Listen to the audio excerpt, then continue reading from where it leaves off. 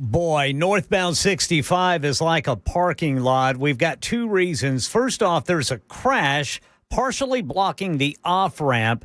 This is 65 northbound to go to I-440. That's causing a massive backup because you've got the right lanes blocked there.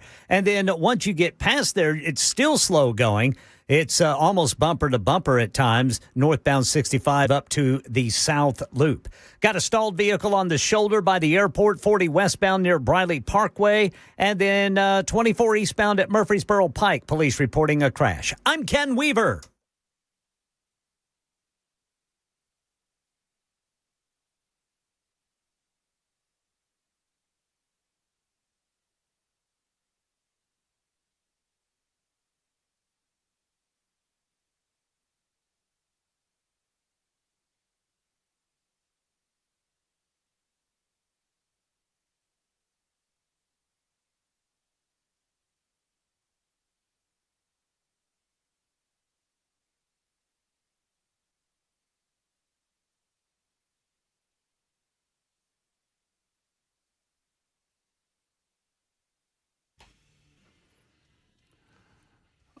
Welcome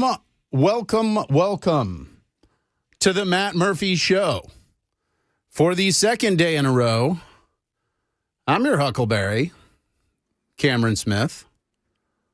Louie decided to show up. Hey, Louie. So, Brother Louie. Yeah, so Bell can leave, which is, I like them all, but we've got a good show planned. It's a good show. Yeah, I learned just a few minutes ago that chloroform takes 6 to 8 minutes to take effect rather than 10 seconds like in the movies. I don't know what I'm going to do with that information at a radio station, but the interwebs teach us stuff all the time, Ken. Just all the time. So maybe I was just thinking about that. I believe there's a Tennessee Volunteers game at some point happening. Football. Yeah, so we're not yet into the dark times without football. So y'all enjoy it. We're gonna have some fun today. I've been looking at fraud and improper payments and all types of excitements. All right. Yes, and I know why you're here today.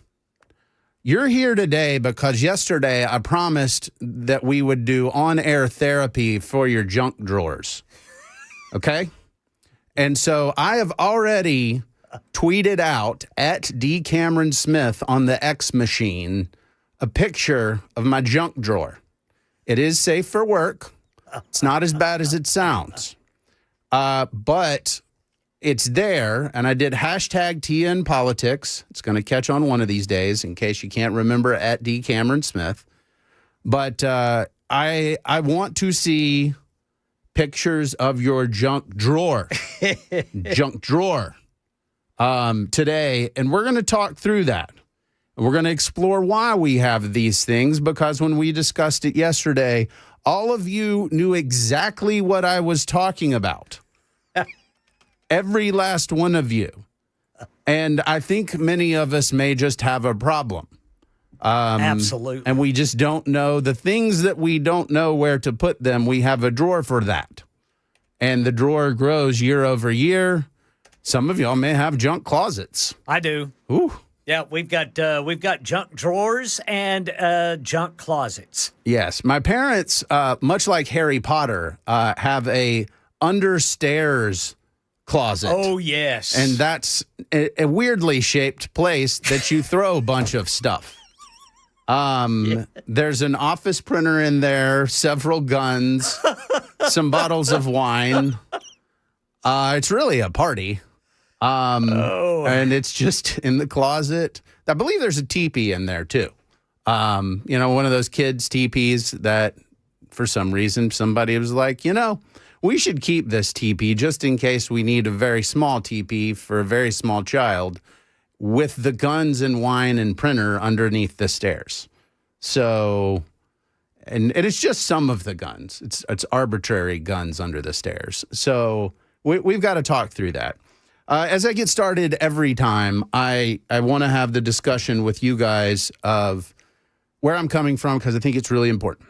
My day job's at Thanks in Franklin, where we help businesses grow with gratitude.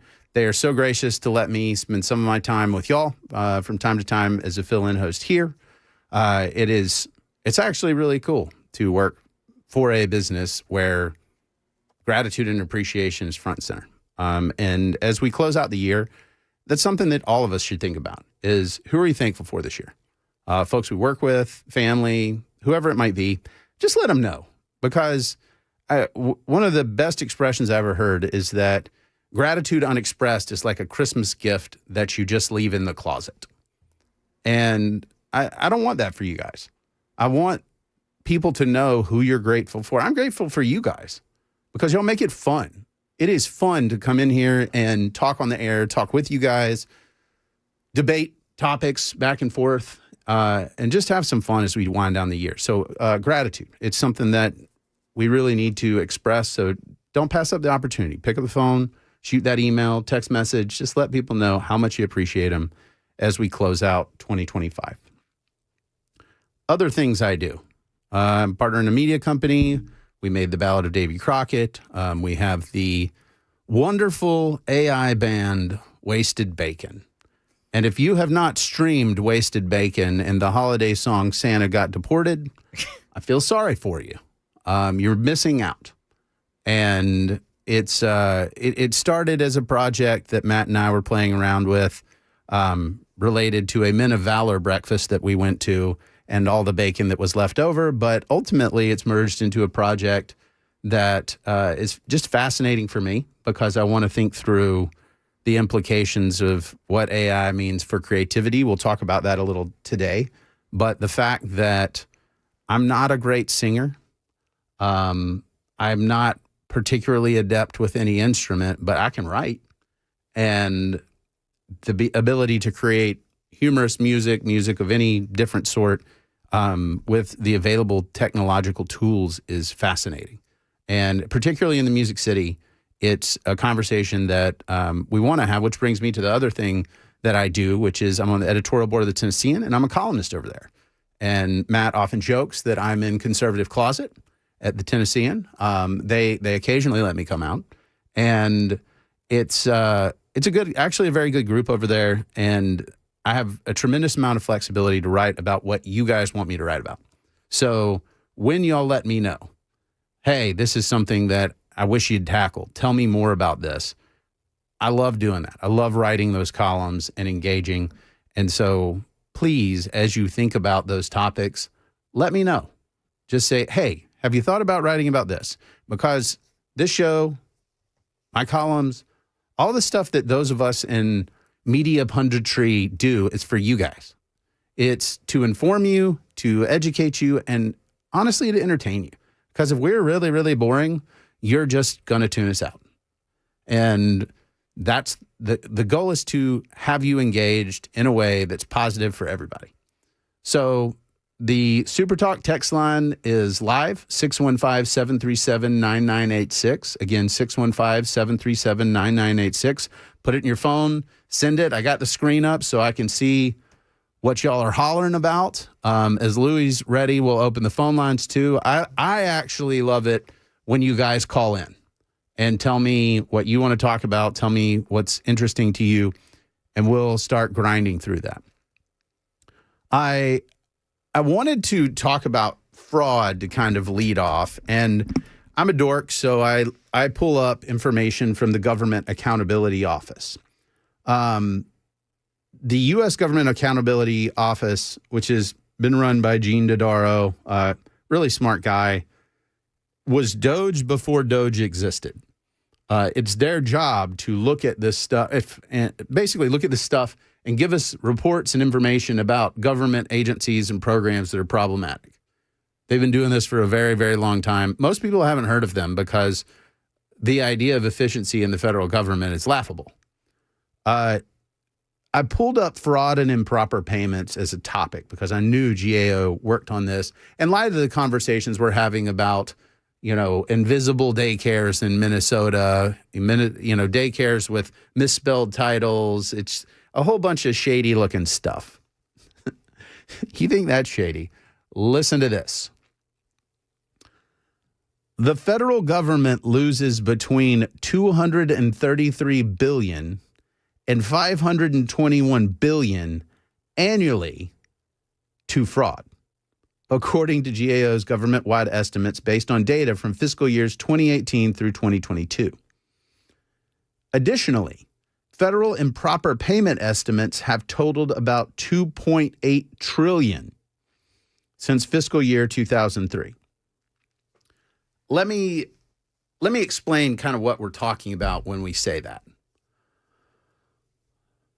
Catherine, I see you on the Super Talk text line wanting me to talk about the enriching world of bearded dragon ownership. We'll get to that. But let's talk about improper payments for just a moment first. Improper payments can include all fraudulent... Let's start again with words. All fraudulent payments, meaning somebody has willfully misrepresented something to secure a government payment, are improper payments. Improper payments also include overpayments and just incompetency of government, where they sent a payment to somebody that was more than they were otherwise entitled to. The breakdown, this is from fiscal year 2024. These are the programs with the largest percentage of government-wide improper payment, and these are the estimates. They may be significantly higher, but these are the estimates. Medicare.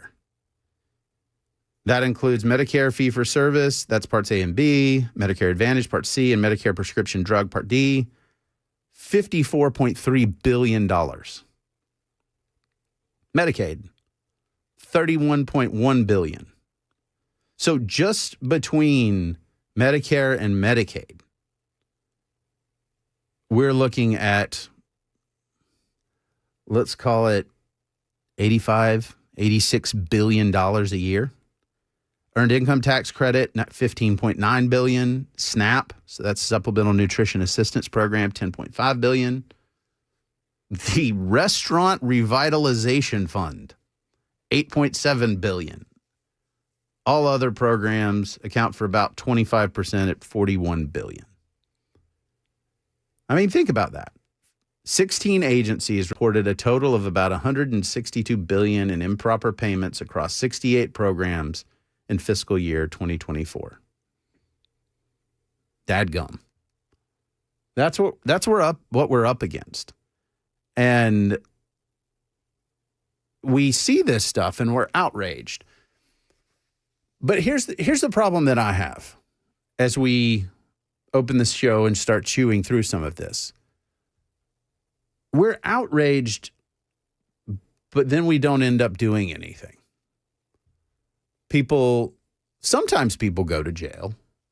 We've seen prosecutions, so let's not get the idea that nobody does. But when we have this level of fraud year in and year out, something is horrifically wrong. And that's what makes me really frustrated about this discussion of fraud in Minnesota. We're like, oh, see, fraud, it's bad here. Yes, indeed. When we're spending $6 trillion, it's easy to commit fraud. It's easy to hide in the line items here and there. What's 10 million, 5 million, 1 million against $1 trillion or 6 trillion? It's not even a rounding area. It's like pennies in the sofa. And so what happens is we don't really have eyes on.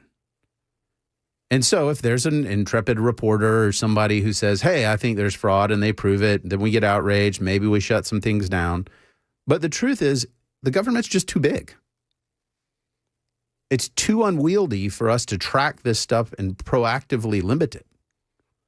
When you think maybe as much as $500 billion a year that's just being blown, we don't get anything for it. It's just lost. I mean, that's insane.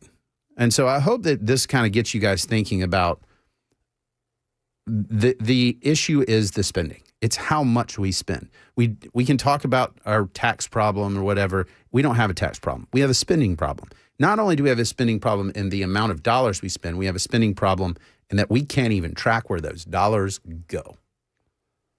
So we'll talk about this a little bit more. We've got several other topics as we wind down the year, including bearded dragons that we want to get to. I'm Cameron Smith. This is the Matt Murphy Show, and you're listening to Super Talk 99.7.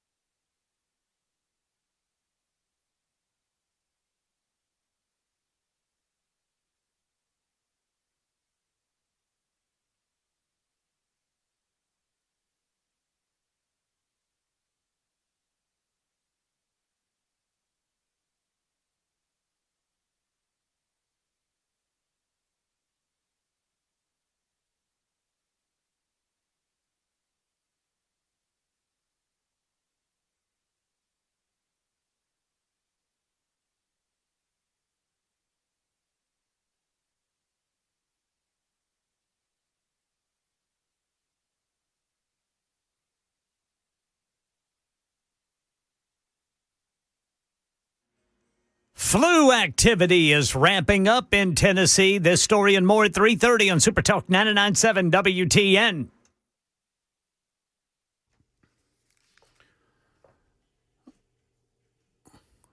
Welcome back to the Matt Murphy Show. I'm Cameron Smith. I appreciate Naomi on the X Machine sent in a picture of her junk drawer. She has little white baskets that make the junk look a bit more compartmentalized, and I respect that. Interesting observations. There's chapstick, lots of chapstick. Chapstick often makes it into these junk drawers. I don't really know why. Multiple pairs of scissors and a lighter. Those are pretty consistent. I've got lighters and basically scissors. Pez, that's a good one that she has there.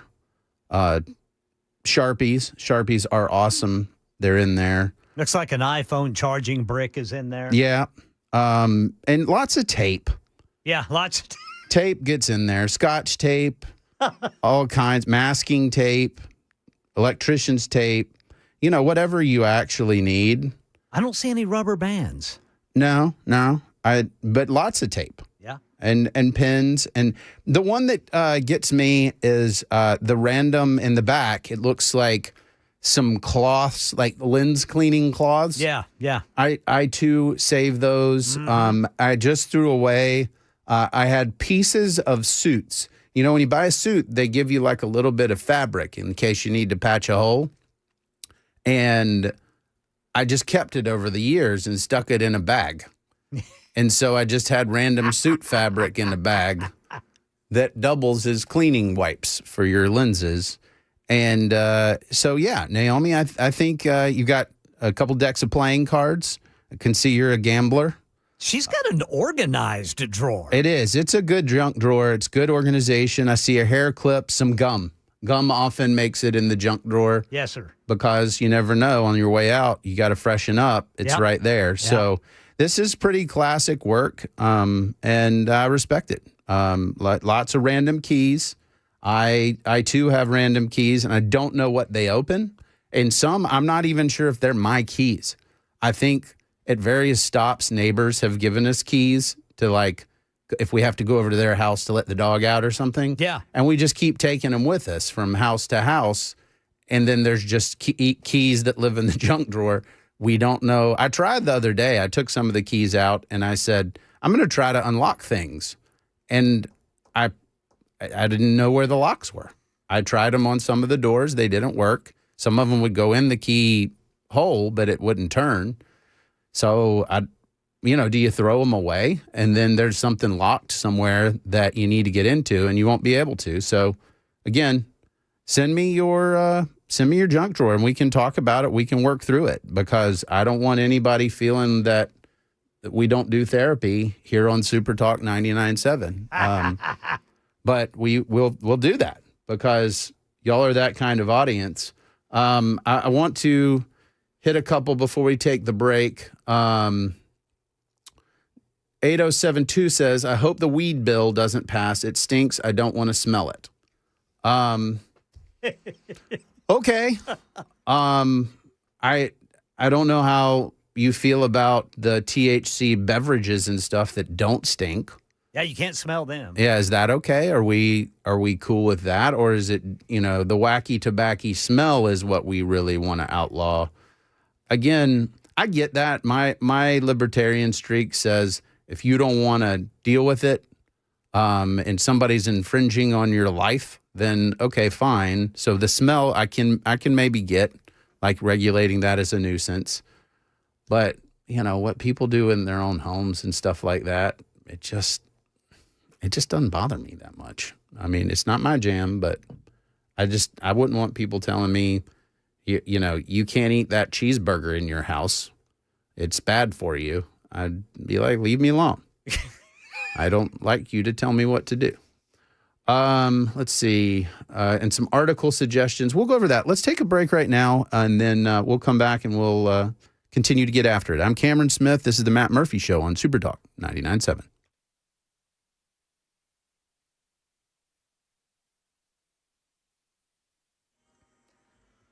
3:30 on the dot. I'm Ken Weaver with your top stories. We've got the full forecast and traffic coming up in 5 minutes. Tennessee flu activity has been upgraded to moderate. ABC News medical contributor Dr. Darian Sutton says this season so far has been a rough one. The flu season this year is earlier and stronger than last year. And if we remember, last year was one of our highest hospitalization rates since 2009. Here in Tennessee, health officials say cases have more than doubled in the past 2 weeks, with influenza A leading the surge. Experts urging vaccination, good hygiene, and staying home when you're sick to slow the spread. Well, a Tennessee lawmaker wants to let you grow marijuana at home. Memphis Democratic State Rep Antonio Parkinson introducing the Freedom to Farm Act in the 2026 legislative session. He tells Memphis's TV Channel 5 the bill would allow one adult per household to grow up to 15 plants for personal use. I expect to push back. I do, however, look at the timing of things also. My colleagues tend to follow the lead of President Trump. And with him lowering the class for marijuana, then maybe they'll follow his lead and be on board with this. Now, he says selling marijuana would still be illegal even if his bill was to become law. If you are caught violating any of the rules, anytime, you will be, number one, prosecuted criminally. Number two, you will never, ever be able to take advantage of this opportunity again. Personal cultivation would be permitted with strict rules and certified cards. Well, here in Nashville, 2 suspects still on the run after an attempted kidnapping outside an East Nashville apartment complex, where Channel 4 says neighbors are shaken up after learning 3 men tried to force a woman into a car on Christmas Eve. It's scary. It's really scary now because it's a lot of single women live over here. I hate that happened to her, and I hope that she's okay mentally. I know that this can take a toll. Yeah, the victim screamed for help. A witness scared them off, but officers were able to arrest one of the 3 suspects there at the scene. But again, the search continues for the other 2. That's the latest news. Traffic and weather next. I'm Ken Weaver, WTN News.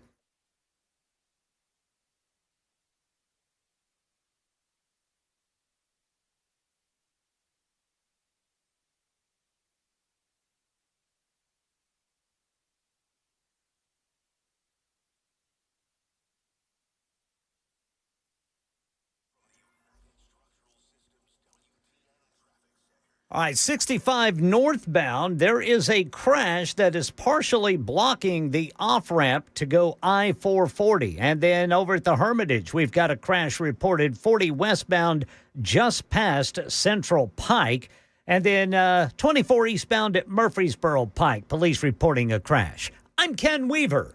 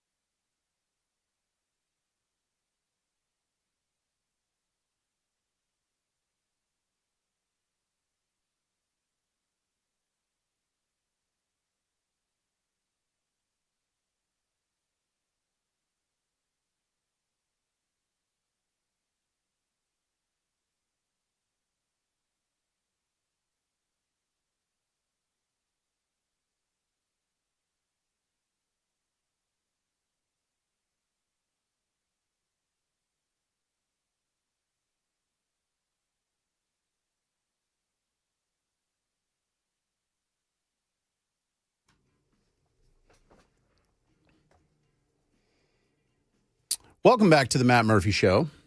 I'm Cameron Smith with you. And as promised, we are here to analyze your junk drawers. So at D Cameron Smith or hashtag TNPolitics, I sent out a picture of mine. In there you will see many small screwdrivers, some batteries, a football ear pad, and other exciting things that even when I looked at it, I'm like, what is that? And it's my drawer. So Naomi sent in hers, sent in some other ones. 9734 says, I was born and raised here. In Tennessee, we have junk garages. I mean, that's even bigger than a closet. Wow. And my garage does get junky, and I have to clean it out from time to time. But I try to keep it a little more organized than the junk drawer where things just get thrown. Several of y'all have chimed in about the weed legislation that Ken mentioned about personal cultivation. I get it. Several of y'all have just said it stinks. It smells bad. It does. It's really, really stinky. And certain areas like Denver, if you fly into Denver, wow, it is strong for some reason in Denver. Downtown Nashville on a Friday night. I mean, you smell it, and it is strong. Some of the points that y'all made is, well, if you go to a bar, it smells like alcohol, and you can't do a lot about that. It's a fair point. Again, I think the desire to reach in and tell folks you can't do that in your own time and energy and property.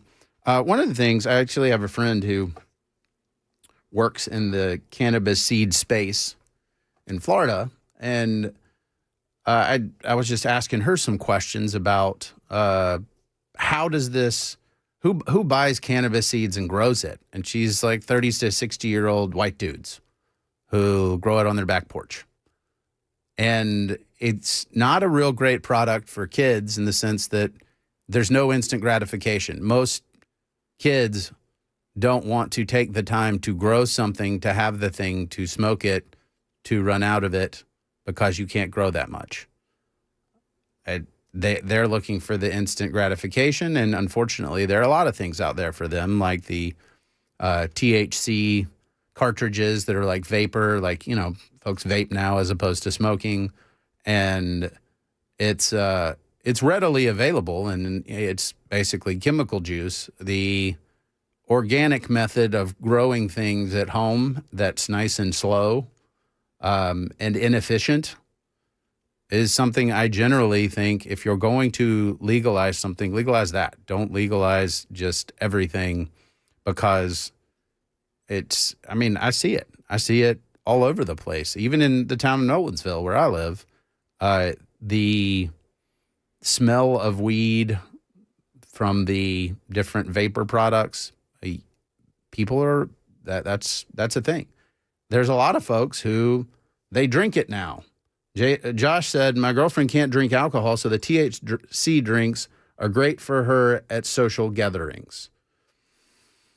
2919 says, I don't like the smell of alcohol, but I don't have a choice about that in certain places. Sherry said, weed smoke smells way better than cigarette smoke or cigar smoke. Maybe.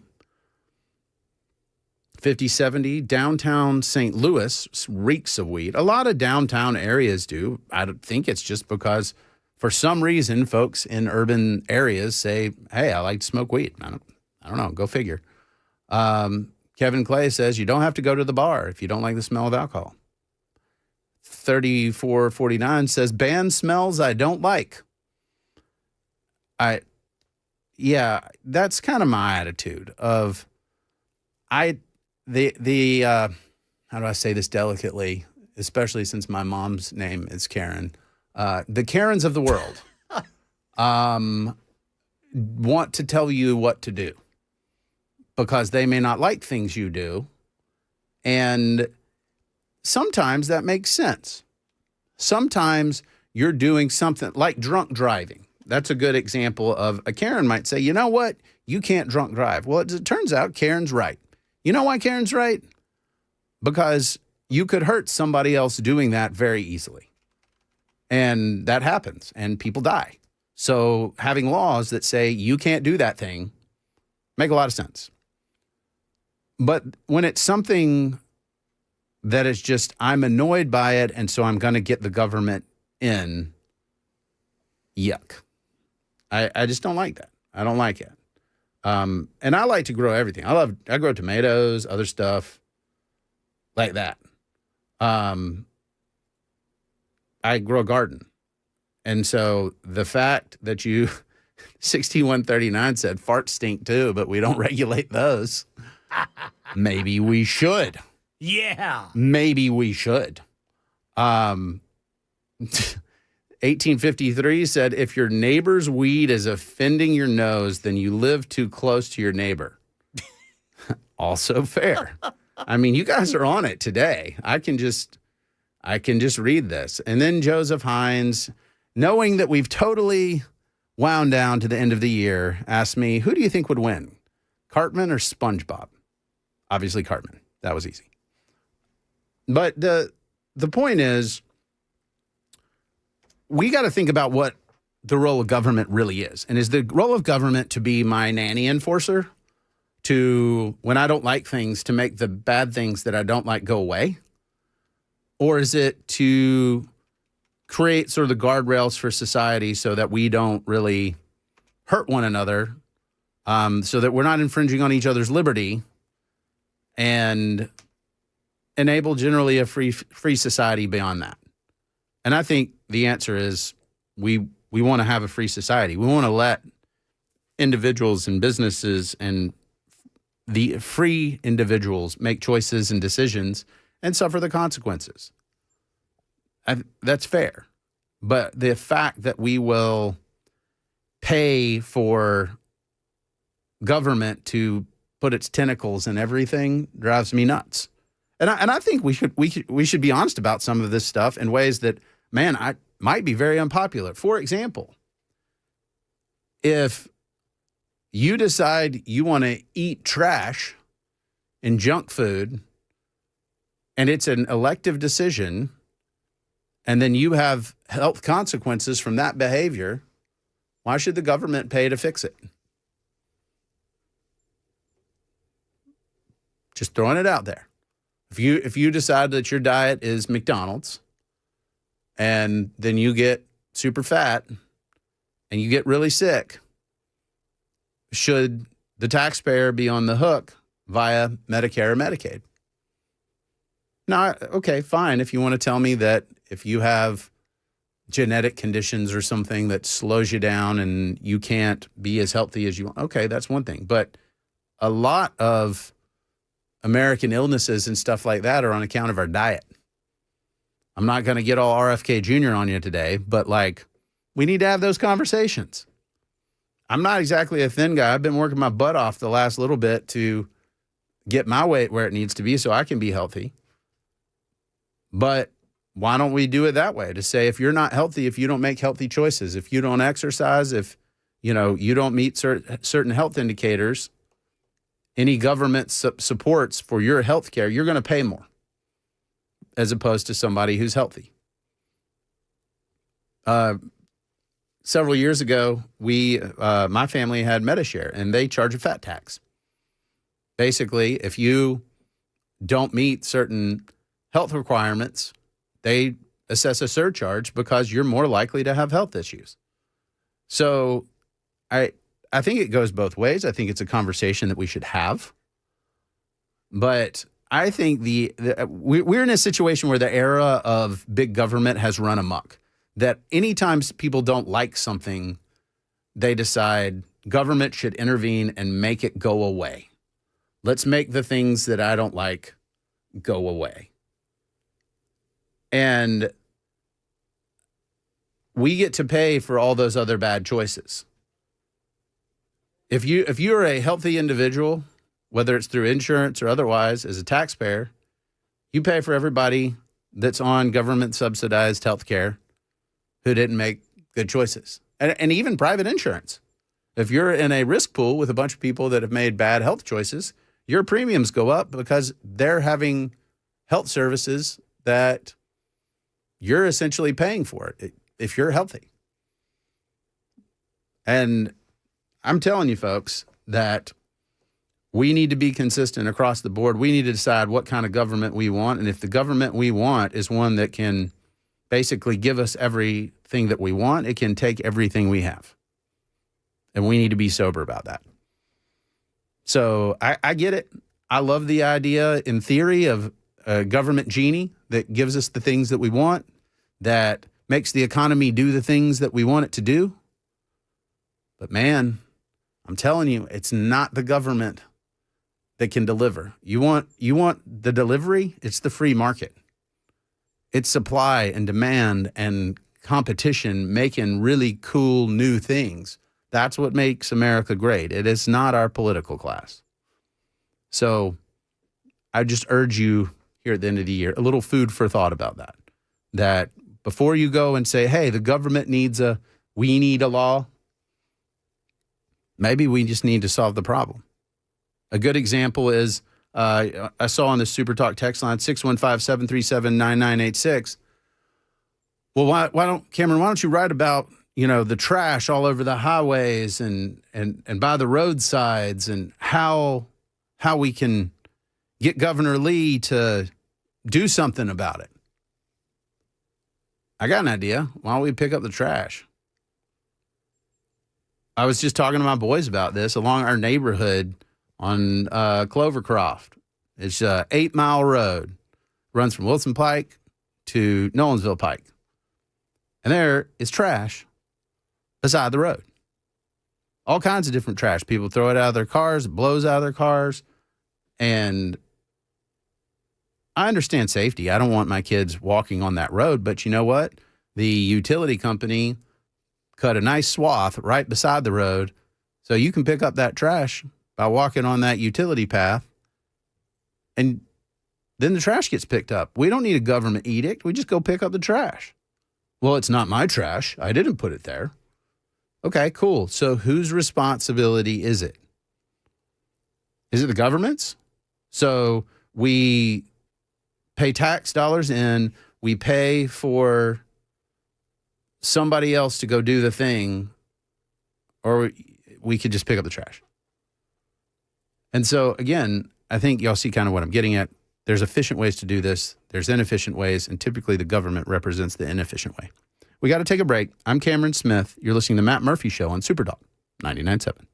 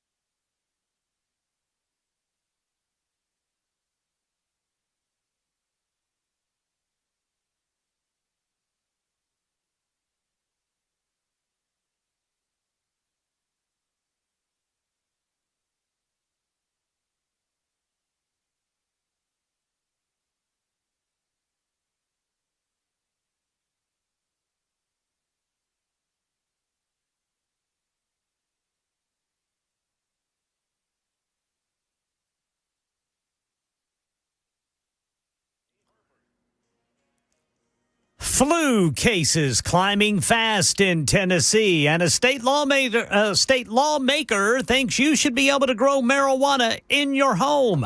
These stories and more coming up at 4 on Super Talk 99.7 WTN. Welcome back, folks. I'm Cameron Smith, filling in for Matt. I want to address some of the comments on the Super Talk text line, 615-737-9986. 4963 says, yeah, that sounds all nice and good, talking about the marijuana discussion. But marijuana can put you in the same situation as alcohol. I've seen their reaction. I've worked in security where they behave just like alcohol. So your utopian world is just wonderful, but it can hurt others and has. Okay. Well, you can still regulate the conduct, right? If someone decides to assault you because they're experiencing reefer madness, that can still be a crime. It is. What I'm talking about is, okay, somebody grows it for their own consumption and leaves you alone. Again, we can even use nuisance laws. Here's a good example. One of you talked about somebody smoking it inside and blowing their AC unit into your house, in your patio, so you can't use your patio. Okay, cool. Well, then the issue is the nuisance. The smell is awful, much like what you do with your trash. That's fine. Again, there's ways to effectively address some of this stuff that is reasonable. And okay, I hear you. Some of y'all are kind of poking fun of like, well, things smell bad and we don't need the government to regulate smells. But we do have nuisance laws, right? Like, I can't go hunting and take a pile of dead animals and, just throw them on the street in my neighborhood and let them rot there. Yes, I said reefer madness, and it was a joke. Chill out. But there are things that we don't allow. You can go hunting, you can process game, but you have to dispose of it in a reasonable way. And so you can have nuisance laws that say, things like there's a proper way to dispose of dead animals. Noise ordinances are another. Those are things that we do in communities, and it's not particularly weird. What I'm saying is we're dealing with the underlying substance, which is a plant that's grown in North America for a very long time. 5022 says 15 plants can grow a massive amount of pot. Okay, then make it 5. I'm not, again, this is not my thing. I just want to know what's reasonable and why we really need government to jump in here. Why I, as a taxpayer, need to pay for you to be arrested and prosecuted for this stuff. That's what I'm ultimately asking. And if we've got a good answer and says this is inherently harmful, it's going to do all these bad things, and we have to put you in jail and the public has to pay for it, okay. Don't go downtown on a Friday night because I don't think we're enforcing the law really well. Just saying. Y'all come on back for the next several hours. We're going to have some fun. I'm Cameron Smith. This is the Matt Murphy Show on Super Talk 99.7.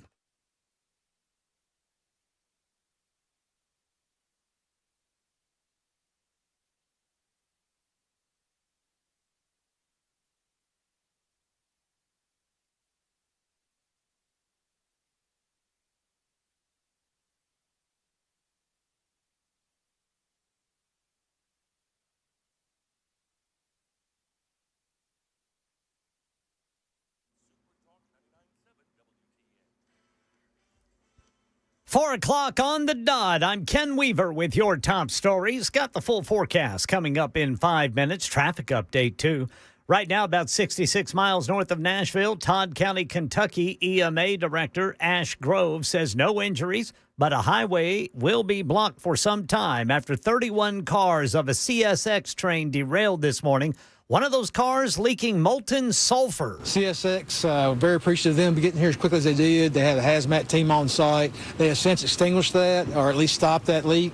We had a shelter-in-place order in effect this morning. We're going to lift that now. There is no threat from the incident, from the site. So, again, the shelter-in-place order has been lifted. No word on what caused the cars to go off the rails. Flu cases are climbing fast in Tennessee. The CDC now ranks the state at moderate activity. Hospitals seeing more patients with influenza A. Dr. Stephanie Widmer telling ABC News the reason why illness is spiking right now. Subclade K is circulating right now, and it appears to spread very efficiently. It's moving quickly. On top of that, we have holiday travel and indoor gatherings that's certainly accelerating transmission. And then there's lower immunity. So many people may have skipped or delayed their flu shots this year. Protection from prior seasons tends to be wearing off at this point. And all of these factors combined are really causing this surge that we're seeing. So doctors say it could be a severe season, and they advise you to get your flu shot. At least some doctors advise you to get your flu shot as soon as possible. Quick action, they say, can help you and your family tamp down the severeness of any illness. A state lawmaker thinks you should be able to grow marijuana in your home. Memphis Democratic State Rep Antonio Parkinson tells TV Channel 5 his Freedom to Farm Act would let adults grow up to 15 plants for personal use. And for them to be able to grow it and supply themselves and not depend on our health care system, not depend on government or anyone else, and to keep government and our tax system and everyone out of their business. Parkinson says selling marijuana would still be against the law under his bill. Those traveling by car this holiday won't feel as much of a pinch at the pumps. Gas prices on a steady decline on average nationwide, fueled by more supply, lower demand, and a cheaper winter blend. We get more from ABC's Sam Sweeney, who says prices haven't been this low since 2021. OPEC has increased the supply of oil into the market. The U.S. is also producing a lot of oil. So this will likely last at least the next 6 weeks or so. But in the spring, we could see prices tick up. Right now in Middle Tennessee, the average price per gallon is up more than a dime since yesterday to $2.65, but still 17 cents cheaper than last year at this time, according to Gas Buddy. That's the latest news, traffic, and weather next. I'm Ken Weaver, WTN News.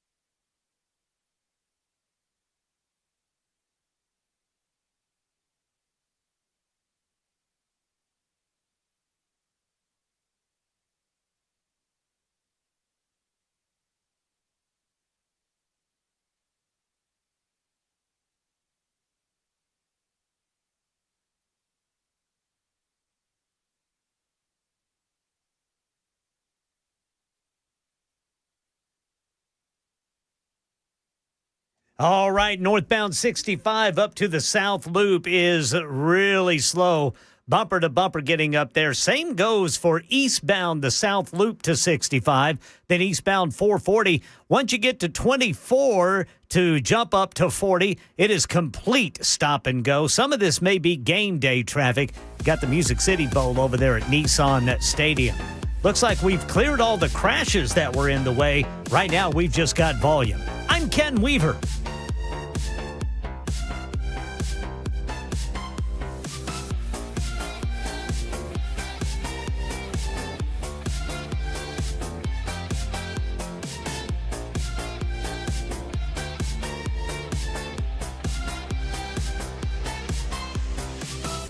Selling your home can be stressful, but it doesn't have to be. Get a guaranteed offer from Mark Spain Real Estate. There are no showings, no open houses, no stress. Work with the #1 real estate team in the U.S. and close with confidence. Go to markspain.com today.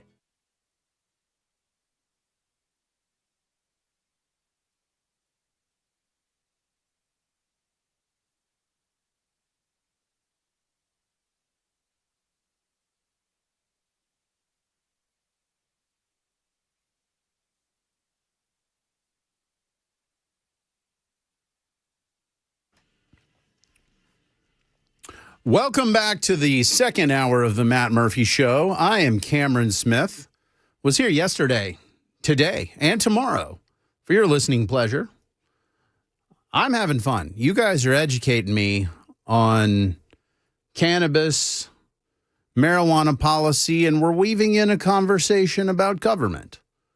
What should we regulate? What shouldn't we regulate? What does the government have any business in doing?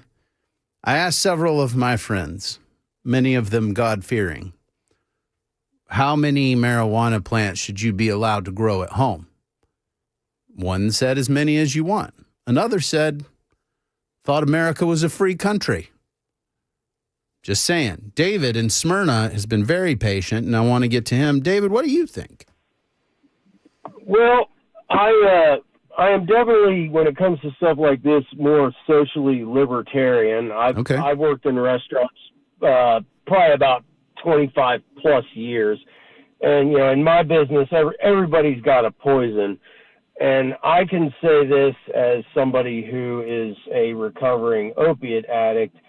Of all the stuff that you can put in your body, assuming you're not getting stuff that's laced with fentanyl from some jerk from the cartel, marijuana is probably the most benign thing as far as intoxicants that you can put in your body. You know, alcohol, obviously, you know, when you boil it all down, it's poison, you know, like. Yeah, it is. It's definitely not good for you. You know, obviously everything in moderation, but, you know, weed is certainly not as bad for you as alcohol. You can make the argument that smoking it, yeah, that's bad for your lungs nowadays, you know. And again, this all goes back to reputable manufacturers. You know, you don't want something that the Chi-Coms are making or anything like that. But, you know, with edibles and vapes and stuff like that, you know, I just have a hard time buying into the whole reefer madness, gateway drug nonsense. It wasn't cannabis that led me to my addiction. It was, I had horrific surgeries when I was a kid. It made me feel really good when I was a little kid, and that's how it progressed. Sure. So, you know, I personally think that if you were to decriminalize marijuana nationwide, tax the hell out of it, you would have one hell of a revenue stream. Yeah, but I don't know that revenue stream is a reason for legalizing or not. Well, I'm just saying it would be another method by which the government would have a revenue stream, and it's a fine line because anytime the government puts their toes in anything, they tend to screw it up. However, there could also be a framework for ensuring that the stuff that you get isn't laced with fentanyl, isn't covered in toxic pesticides, stuff like that. So, you know, it would probably surprise a lot of people how many of your lawyers, doctors, professional types partake in the cannabis. And I can guarantee you that most of the people who work in the restaurants that you go and eat at definitely partake. You know, everybody knows their limit and when you've had too much and all that stuff. And, you know, my partaking is limited to before I go to bed at night and I'm reading a book. You know, I don't drive. I'm 47 years old. I'm a responsible person. Okay. But, you know, in order to, you know, to demonize it and say, oh, well, it leads to X, Y, and Z, I think that's a load of nonsense. But that's just me, and that's just my opinion.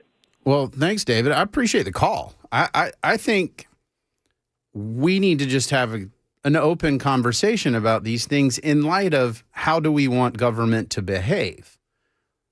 Keith makes a great point on the Super Talk text line, 615-737-9986. If only we as a society could self-regulate, we could nearly get rid of government. And I think that's there. Actually, in thinking of the kind of regulations that I support, what I actually support are regulations that provide information for the consumer. For example, if you tell me that the ingredients in this candy bar will almost certainly, if consumed at a certain quantity, make me very, very sick, then, okay, that's useful information for the consumer. We've had consumers misled before. Smoking is good for you. You know, it will clean up your airways. Well, no, that is misleading. You are not allowing a consumer to make an informed choice. It's one of the reasons why we have all these warnings on drugs. This drug, it may make you lose weight, but you'll want to kill yourself. Suicidal ideation is a common side effect. And then it's, you know, somebody sitting in a bathtub. And it's sort of strange, but I like the idea of informing the consumer, letting them make some choices based on available information. When the government says, no, you can't do that, it's inherently dangerous that you cannot make an informed decision. That's where I want to know that that's actually true. I think it's also a different animal entirely when we're talking about minors. For example, I raise teenagers, so I have them in my house right now, and I know, because I was a teenager once, I want to try things. It's a pretty normal teenage thing. Well, there are some vape shops and places like that. They've sprung up everywhere. You guys know where they are. And some of them aren't too particular about selling to minors. My takeaway from this is you should lose your business license if you decide you want to sell to minors. You should ID everyone. And if an informed adult wants to make a decision about a vapor product or a marijuana product, then they can do that. It's the same deal with cigarettes, the same deal with alcohol. I don't think we need to be permissive at all. We need to have very strident and aggressive enforcement of laws that prohibit sale to minors. Full stop. I don't think that there's any inconsistency there saying I want to maximize freedom in the context of an ordered society. That's sort of my view towards government, is we want to maximize freedom. We don't want to maximize government. That's a bad idea. Maximize freedom for individuals, businesses, life in the context of an ordered society. We don't want anarchy. But I think ultimately we need to make sure that we protect vulnerable populations like kids. Kids don't have a fully developed prefrontal cortex. They cannot make informed calls the same way adults can. That's the reason they can't give consent to things. The reason contracts are voidable with minors is because it's a little bit of a different situation. They're developing, but they're not there. And so that's how we need to think of these things. And I think we should be very, very hard on those businesses. We should be very, very hard on them. Now, look, if they check an ID and a kid is, gotten a fake ID that's a reasonable thing, okay, fine. They tried to check the ID. They did a reasonable check, and there was a sophisticated dupe. Okay, fine. But if you just sell to a kid and don't even ask, that business should be cooked. Because I don't want kids having that exposure because it hurts them big time. And That's the way it should be. That's the reason I support age verification for pornography. I love what the Tennessee General Assembly has done in that space, because we just know it's intrinsically harmful to developing minds. Regardless of how you feel about it as an adult, to developing minds, it's a big deal.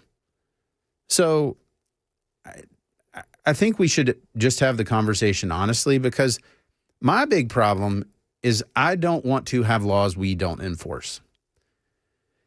And right now, again, we'll go down to Nashville Friday night. Go down to Nashville tonight after the Music City Bowl. Go on Broadway. You're going to see law enforcement there making sure people are safe, and you're going to see people that are high, that are actively smoking weed, eating edibles, doing stuff like that. Well, what is it? Are we going to enforce the law or not? Because if the game is we're going to enforce it selectively, it's kind of like the immigration laws. Well, there's too many people violating the immigration laws, so we're going to enforce it sort of. We're going to do DACA, so childhood arrivals, we're not going to deal with that. We'll just kind of do what we want, but then a new administration will do what they want. I don't love that, because I think it's inconsistent. It is inconsistent for constituents. It is inconsistent for taxpayers. They don't know whether they're going to be prosecuted or not. And so when people get used to not being prosecuted, and then all of a sudden an administration comes in that says, you know what, this is against the law, we're going to prosecute, you get serious whiplash. And so if we're a nation of laws and not of men, which I think America should be, we either need to enforce these laws or we need to repeal them. And this is coming from somebody who has no interest in smoking weed, no interest in edibles, no interest in any of that. It's just sort of not my thing. But I don't like the fact that I go downtown and folks just ignore the law, and there's law enforcement there trying to do their job. And they're like, wait a minute, do you want me to stop making sure people don't get hit by cars so that I can write somebody a citation for marijuana? How do you want me to handle? Well, it's overwhelming. So we should probably address the law itself and come up with a game plan. Jason said the leaders in Tennessee will not listen to their constituents as far as marijuana goes. They're not going to legalize it, and they really should. Okay, maybe. I just think that the value add for politicians right now is very low, and the risk is high. And until we're just honest about it and saying that you're not enforcing the law anyway, so how about this? Maybe we split the baby and say you can grow stuff at home for your own personal use, no more than 5 plants. If you distribute it or you sell it, then you can be prosecuted. If you are in public and you're behaving dangerously, we're still going to arrest you and prosecute you. But we're not going to go after simple possession. We're going to go after distribution. Okay, I mean, maybe there's a way to have that conversation, but I agree with Jason's assessment that the political calculus isn't there, that folks don't actually want to deal with it politically. There's particularly for the Republican majority, there's still a lot of voters that say, we don't like it, we don't want to deal with it, don't you dare. And there's a whole lot of folks that we'll call them the under 50 crowd that are like, we just don't care. The folks who actually care about the issue are the folks that use cannabis products, and that's just a relatively small minority. And the incentives don't match up. And so we have this weird situation where it's just like immigration law that you don't enforce. That's really where we are. So, Terry, I see you on gas. We're going to get to you. We got to take a break first. I'm Cameron Smith. This is the Matt Murphy Show on Super Talk 99.7.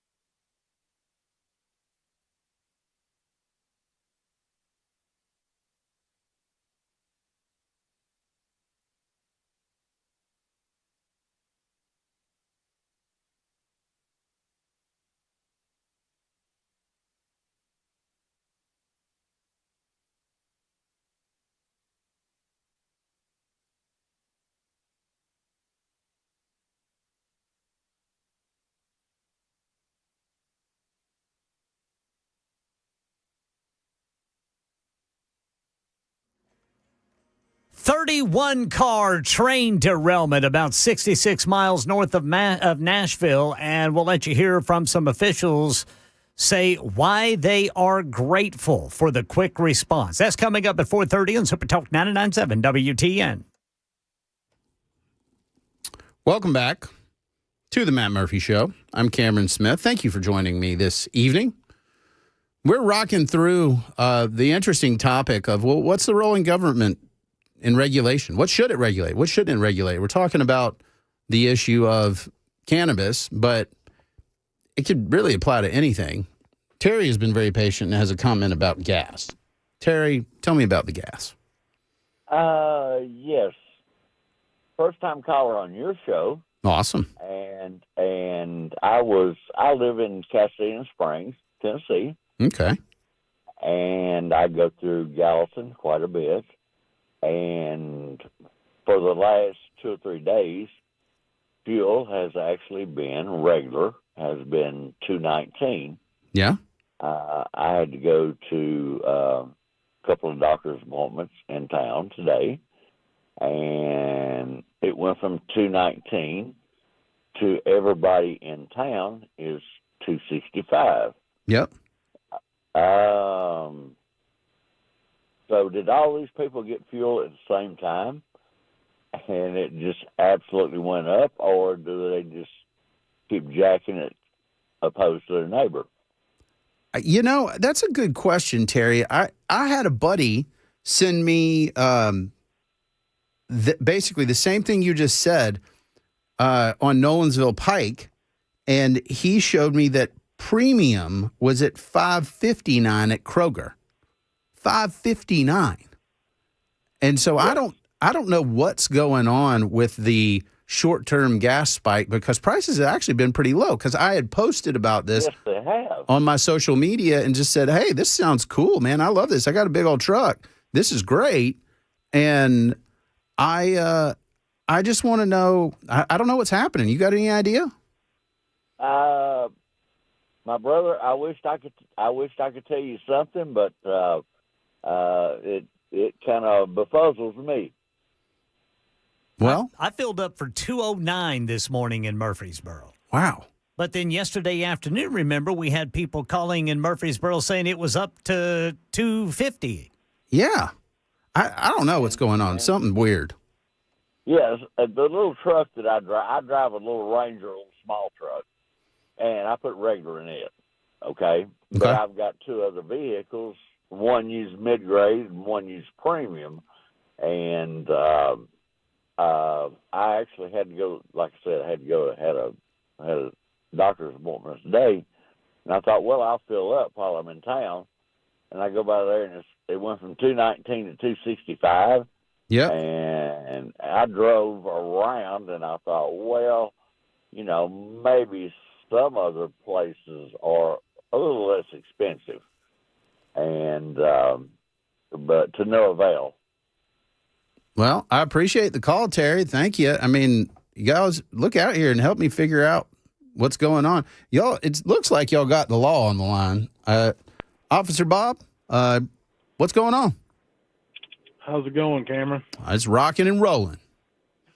So I enjoy when you fill in. I agree with you on a majority of things you talk about, and I even agree with you on the legalization of marijuana. But I just wanted to give a little insight. You're talking about the prosecution and things of the marijuana. Sure. I've been in law enforcement for almost 10 years now, and when I first got in, probably the first couple of years, it was everybody was on the side of, keeping marijuana illegal. Sure. It was very easy to get the DAs and the judges and things like that to prosecute. Well, now that it's becoming more and more lax, and you've got hemp-based products and things of that nature. Sure. It's very difficult to prosecute for simple possession. Right. It's like it's not, in my opinion, it's not worth it anymore. And that's where I agree with you, where it should either be all or nothing kind of thing. Because right. If we're out here, we're on the ground, first line, of the charging aspect of the simple possession. But once it gets to court and it goes through the DA and the judges and stuff like that, they're wanting TBI lab results back for simple possession and things of that nature, just to verify that the THC content is higher than is required. And TBI's got more important things to do than test a little bit of marijuana to see if it's, above the legal limits. So we're kind of on a slippery slope there, because you get people that are totally against it calling in that, hey, my neighbor is smoking it, and right, they want you to go over there and kick down their door and take their marijuana and all this stuff. And you're like, we don't do that anymore.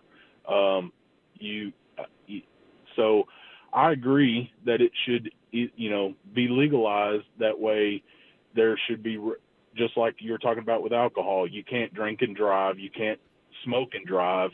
All those different regulations on alcohol you can do the same thing with marijuana.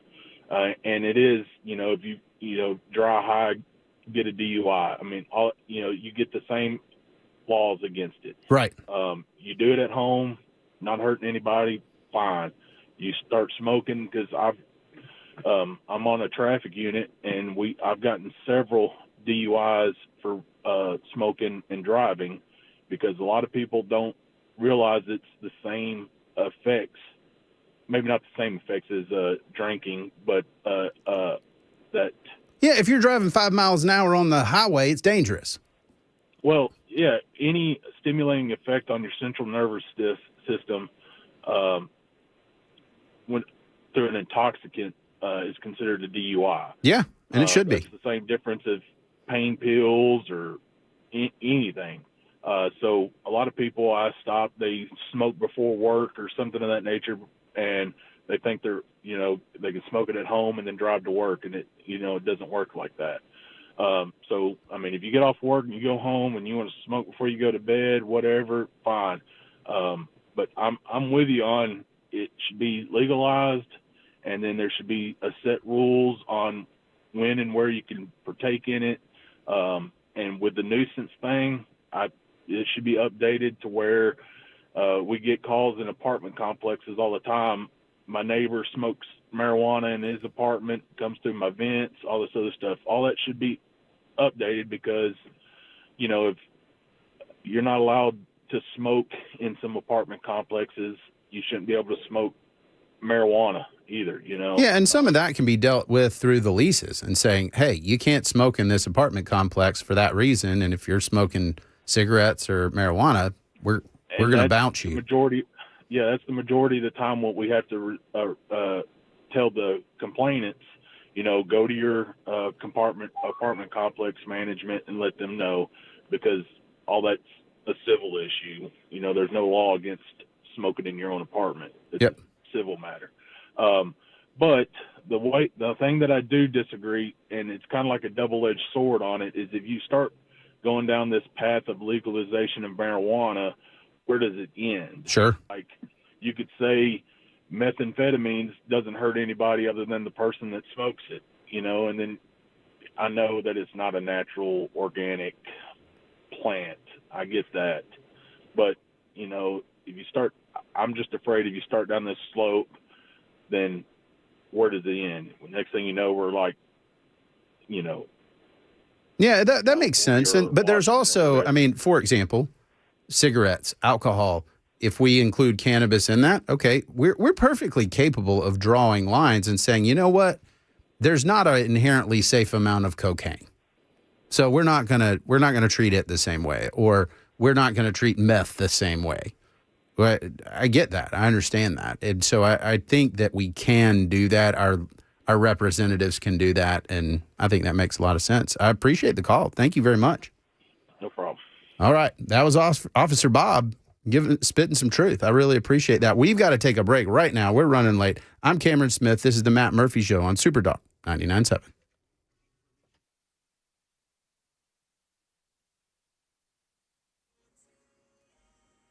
I'm Ken Weaver with your top stories. Got the full forecast and traffic in 5 minutes. Right now, about 66 miles north of Nashville. Todd County, Kentucky officials say they are grateful for a quick response after a 31-car derailment this morning. We were very lucky. So very lucky that we had such a great team in Todd County and such great partners on out of CSX, RJ Corman, and Christian County, because this could have been much, much worse. And all things considered, is a perfect scenario where it happened, the accessibility to it.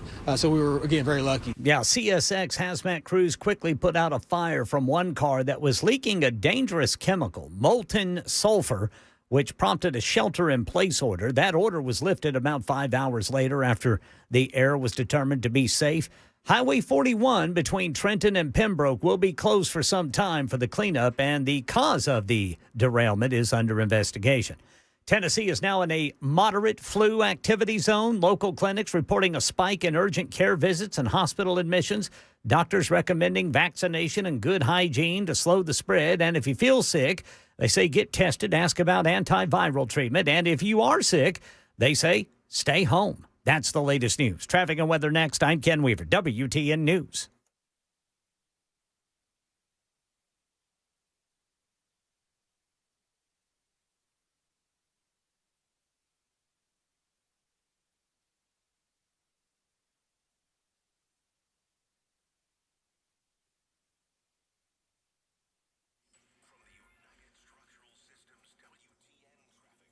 South Loop got a crash going eastbound right there at 65. Also, 65 northbound, there's a crash right there at the South Loop.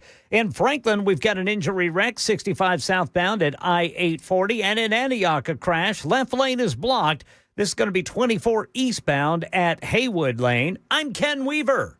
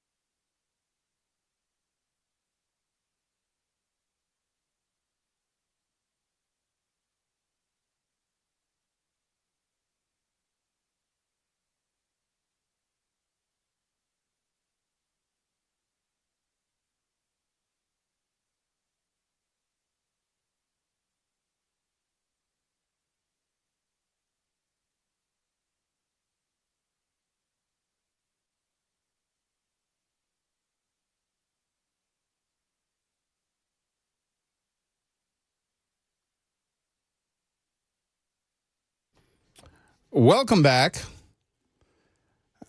I would urge you guys in the conversation about, basically, we're just talking about substances that have a psychoactive impact on you. That could be any number of different substances we put in our body, all the way to sugar. We don't talk about sugar. We definitely don't want to regulate sugar. We like cookies and Coke and all of those other things. But the truth is, they're all drugs in the sense that they have an effect on our bodies and our minds. And they have qualities that make them addictive. I know this because there are a lot of Americans who are tremendously overweight due to what amounts to a sugar addiction. They have too much refined sugar in their diet. And I think we just need to be, no pun intended, sober about these conversations so that we don't get in a situation where we're ignoring the history of how we got here and how come things like cigarettes are treated one way and cannabis is treated another and cocaine's treated another. I mean, you can go down the line and say, wait a minute, why are all these things treated differently? Why does government's approach vary? And there's a lot of history there. I want to get to a couple calls and get y'all's thoughts before we get to some history, some 1930s history. It's actually really interesting. Logan's on the road. What do you got, Logan? I just had a comment about the smell. You know, smell is it's like in the eye of the beholder and the eye of the sniffer. Yeah. I mean, this world is a stinky place. I mean, if you're gonna have a problem with somebody smoking whatever, you know, it's the same as like you said with the cigarette. But I mean, you know, people poop in public in bathrooms. Well, we're going to outlaw that next because it stinks. Yeah. It's just ridiculous, I think. Yeah, and I think it can get ridiculous real fast. And the question is, what do we actually want government doing? My submission would be, let's have them stop us from getting murdered. Let's have, you know, our law enforcement help make sure we don't get hit while we're having a good time on Broadway. Those are things that I think are legitimate functions that we kind of want in terms of safety and well-being. We can always add things, but we need to not be little authoritarians and say, I want my way and I want the government to go enforce it for me. We can definitely find better ways and use this for our tax dollars and for our, you know, our lawmakers. Yeah, I totally agree with you. Thanks, Logan. I appreciate the call. The situation that Officer Bob outlined is pretty consistent with what I've heard around the country of, hey, and again, I'm just using Broadway because it's miles from where we're broadcasting right now. You go to Broadway, you smell the weed, you see the weed. The police on Broadway, Metro Nashville Police, if they wanted to arrest people for possession of marijuana, they could arrest 500, 1,000 people every weekend night, Friday, Saturday, and Sunday. And they could prosecute them. And they're going to fill out a lot of paperwork, and we're going to slap them on the wrist. The prosecutors may not actually prosecute. We're going to have to pay for a lot of testing on stuff that the truth is we know that a lot of the stuff that folks are smoking is high concentration. And many of you are asking, well, it's illegal. How are folks providing the products? Well, what folks don't realize in this space, particularly with cannabis, is cannabis, it's one plant. There's different strains of this plant. So you get hemp, which is a lower THC product, and you get the high THC product. It's all the cannabis plant. And so folks are playing with things like serving size and making it such that these products are, it's just half past cute, really. I mean, the stuff's designed to give you a buzz to make you high or really high, depending on what it is. We should be honest about that. But we're playing games because it's sort of legal-ish. It's still Schedule I in terms of federal controlled substances.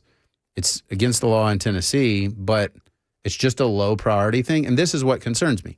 I don't like laws where they're not enforced consistently. So if you live in a small town where, and I'm just using this as a hypothetical example. I'm not citing any small town. I love small towns throughout Tennessee. But somebody is possessing marijuana. They call the police officer, and it's a small town. You only have one. and goes and writes up somebody for simple possession. But if that same person is on Broadway, it is literally overwhelming, and law enforcement could not possibly write up everyone for simple possession. So you get the same law, two different places, enforced completely differently. And I don't like that. I think that that's a huge problem in government. If you're going to have the law, enforce it consistently.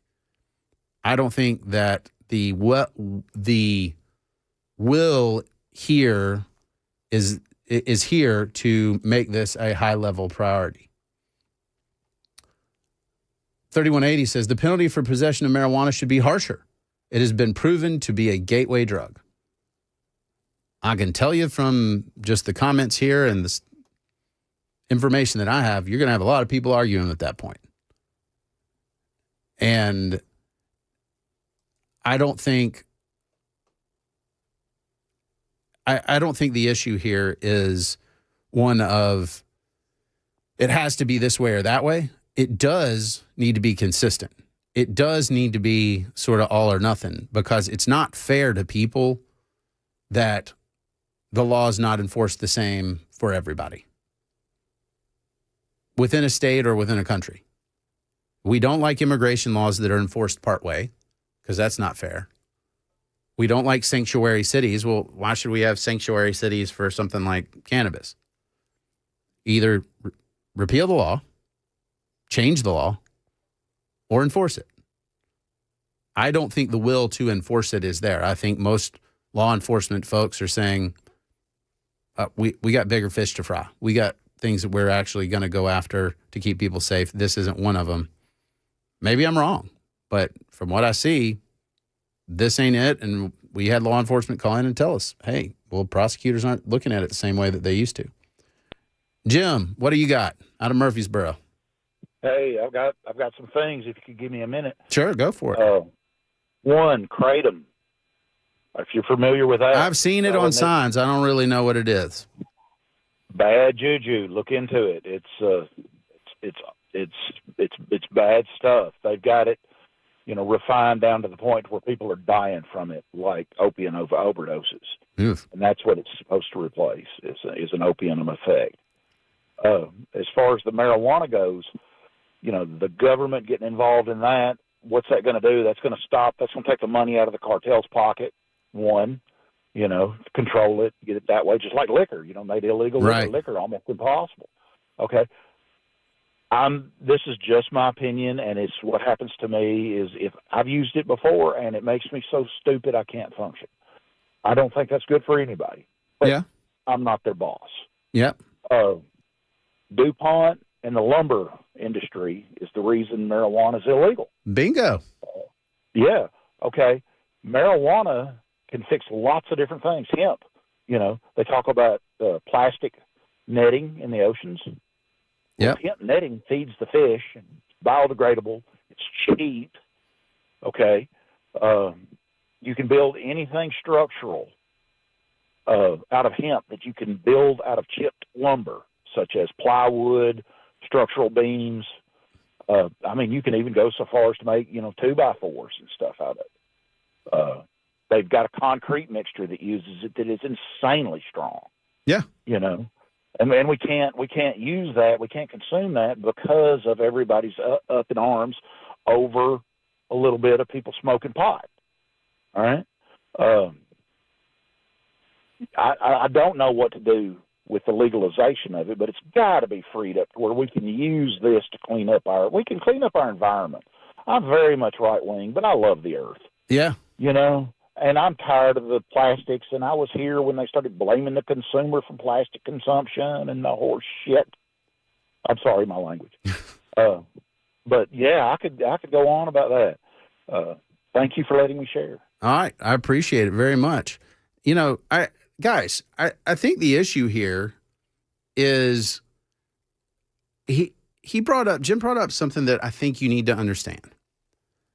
The history on this issue, like we make it sound like this is a recent thing where we've had the legality debate about this. But the truth is this plant's been in use for thousands of years. And it wasn't really until the early 20th century that we got some wild stuff happening, but it was a combination of sensationalism, racism, a number of different things as to why this became illegal. We got to take a quick break, but when we come back, I'll talk to you a little bit about that. And this is just information for you to consider. I'm Cameron Smith. This is the Matt Murphy Show on Super Talk 99.7.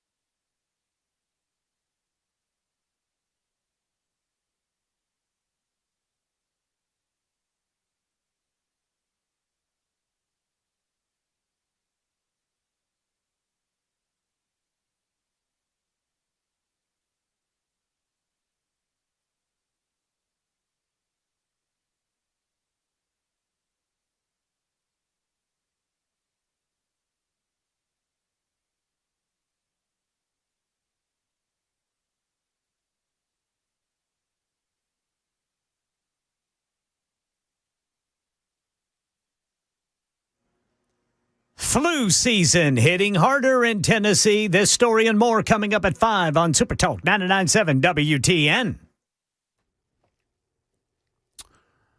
Welcome back. We're in short time, so I'll knock this out real quick, and then we can talk about it in the next part of the hour. I didn't know this until I had a friend bring it up to me, because I kind of wonder about how do things happen? How do we get the laws that we have? Because for my entire lifetime, the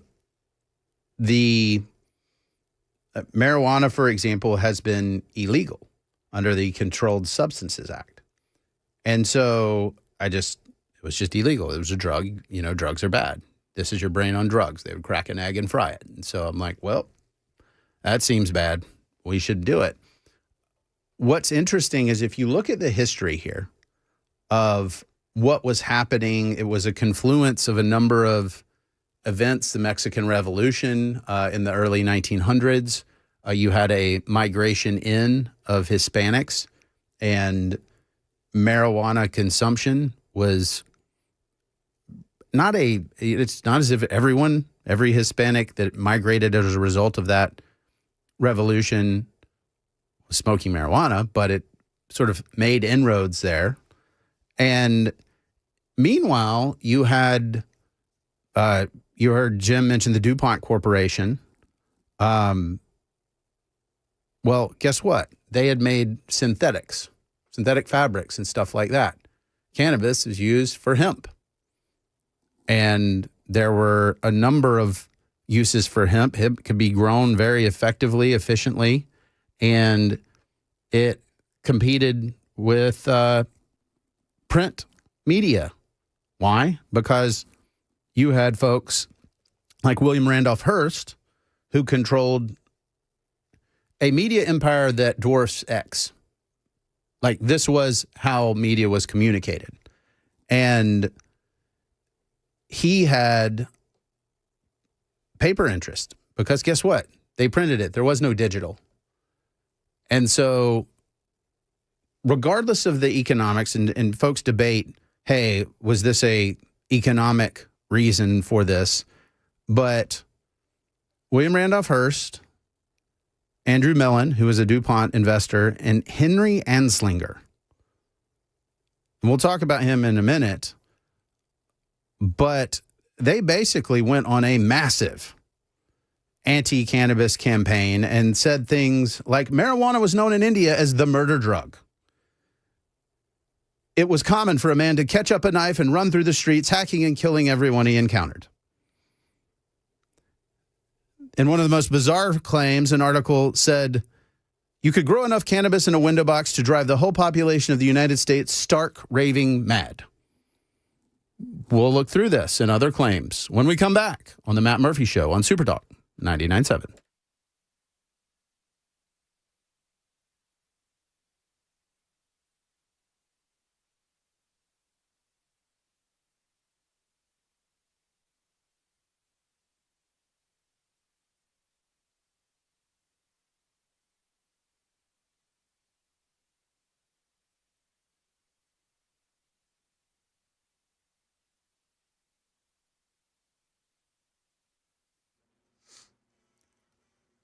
It's 5 o'clock on the dot. I'm Ken Weaver with your top stories. Got the full forecast and traffic coming up in 5 minutes. Flu season is hitting harder in Tennessee. The state has moved to moderate activity as cases surge and influenza A dominates. Dr. Stephanie Widmer telling ABC News about what can be done if you get sick, what to look out for if you need additional care. There are antiviral options, and that is something to discuss with your doctor, because there are a couple different formulations that have different indications. So if you're experiencing flu symptoms, it's important to touch base with your doctor to see if one of these antiviral medications may be indicated for you. And then, of course, if you're experiencing any severe symptoms like chest pain, shortness of breath, too weak to walk, if you're vomiting and can't hold down food, or you're just overall too sick to really take care of yourself, then it's important to seek medical care immediately. Some doctors stress the importance of vaccines, good hygiene, and staying home if you're sick. A new bill could give Tennesseans the right to grow their own marijuana. Memphis Democratic State Rep Antonio Parkinson telling TV Channel 5 He plans to introduce the Freedom to Farm Act in the upcoming legislative session that would allow one adult per household to grow 15 plants. 5 adult plants, 5 intermediate plants, and 5 budding plants so that they can continue to have, the supply of marijuana that they need personally, whether it's for medical purposes or whatever. Parkinson says the goal is personal access without having to go through the healthcare industry and government interference, no taxes, but selling marijuana, he says, would still be illegal.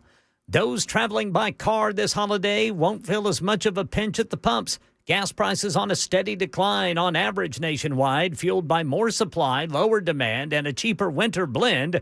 Here's ABC's Sam Sweeney. This is the 5th week in a row that oil prices have continued to slide. Gas prices dropping $2.75. And normally we do see a bit of a break at the pump during the winter months, but nothing quite like this. Again, we haven't seen these numbers since 2021. Right now in Middle Tennessee, the average price per gallon has been going up more than a dime since yesterday. We're at $2.66 per gallon, according to Gas Buddy.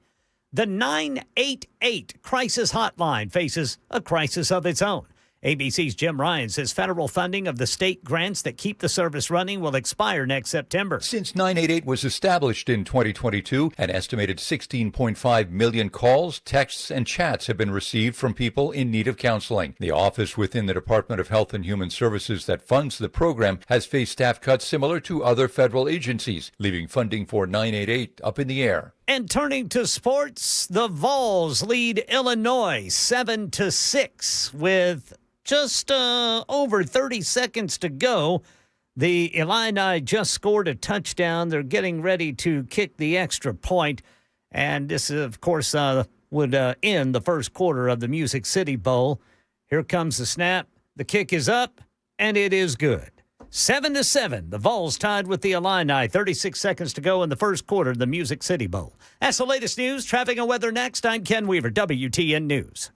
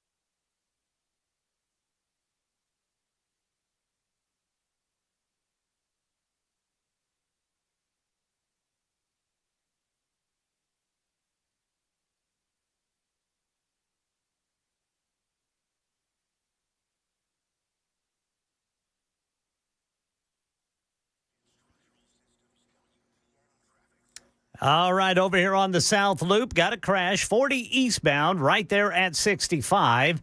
Then in Franklin, we've got an injury crash. This is going to be 65 southbound right there at 840. Fairview, Tennessee in Williamson County, got a stalled vehicle on the right shoulder, 40 westbound, just past exit 182. I'm Ken Weaver.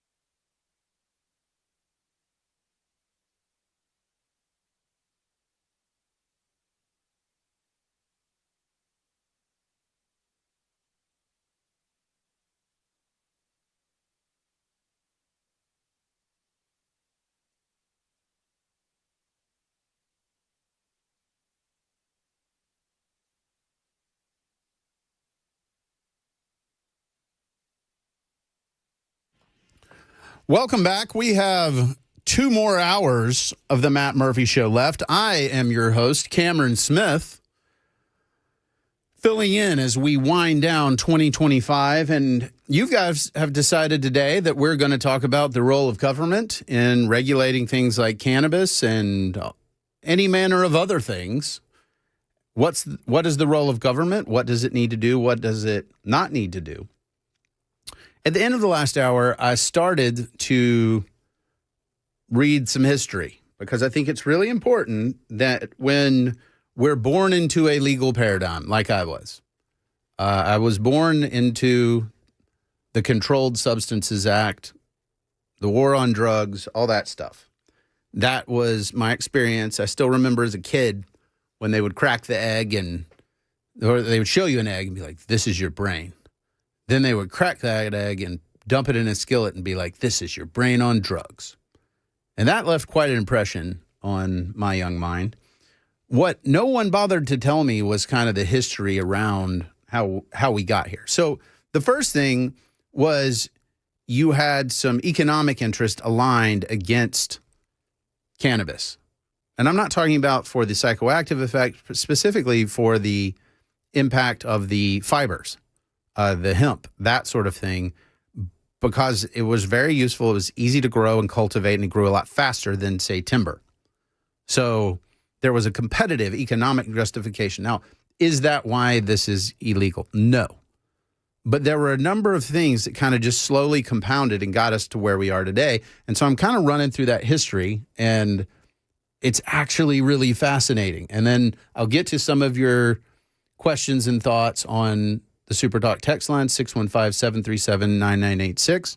But I would urge you guys to check this out yourself because this information is available. You just have to look for it and to talk to your friends about it because I think it's actually interesting.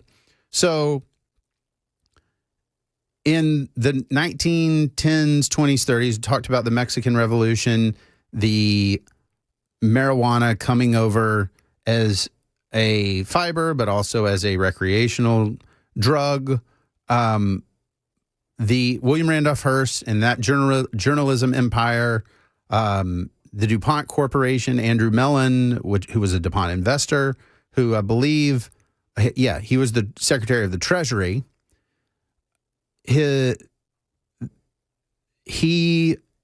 niece is married to a guy named Harry Anslinger, who becomes the first director of the Federal Bureau of Narcotics in 1930.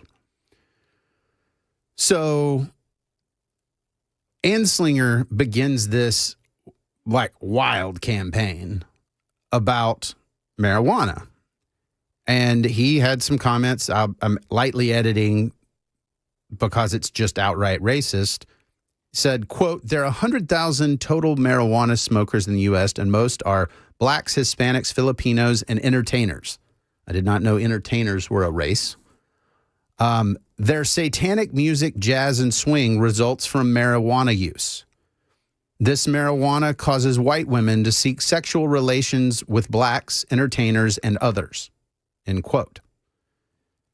And so this is the type of rhetoric that is just hammering through the media in the 1910s, 20s, 30s to basically say this thing is going to make you crazy. That's where we got the movie Reefer Madness. And the theme for Reefer Madness was cannabis turns men to violence and women to sexual promiscuity. That's the whole thing. But then we get the controlled substance. So before the Controlled Substances Act, it was basically a continuation of other legislation that was held to be unconstitutional in 1969. And so the Nixon administration formed a commission under the chairmanship of Raymond Shaffer, who was the former Republican governor of Pennsylvania. Follow me here. Stick with me. But ultimately, this was a tool, and we learned this through the Nixon tapes, to go after the black community and basically anti-war protesters. And so this is John Ehrlichman, and and he was quoted as saying, "We knew we couldn't make it illegal to be either against the war or black, but by getting the public to associate the hippies with marijuana and blacks with heroin, and then criminalizing both heavily, we could disrupt those communities. We could arrest their leaders, raid their homes, break up their meetings, and vilify them night after night on the evening news. Did we know we were lying about the drugs? Of course we did." Close quote. And so this all ends up with cannabis being a Schedule I narcotic. And it's worth checking it out and just looking at it, but we're not real good at looking back at our history and being like, "Oh, well, that was bad. We need to be honest about this." And I just think those are discussions we should have, and have them publicly. I think 6164 says, "What about psychedelic mushrooms? They're natural too. Are there clinical settings where you can trip with a doctor present?" I don't know. We should have the conversation, because I don't think that the right answer is to entirely legalize everything. I mean, there's an extreme libertarian position that just says, "Hey, you know what? You can do what you want and deal with the consequences."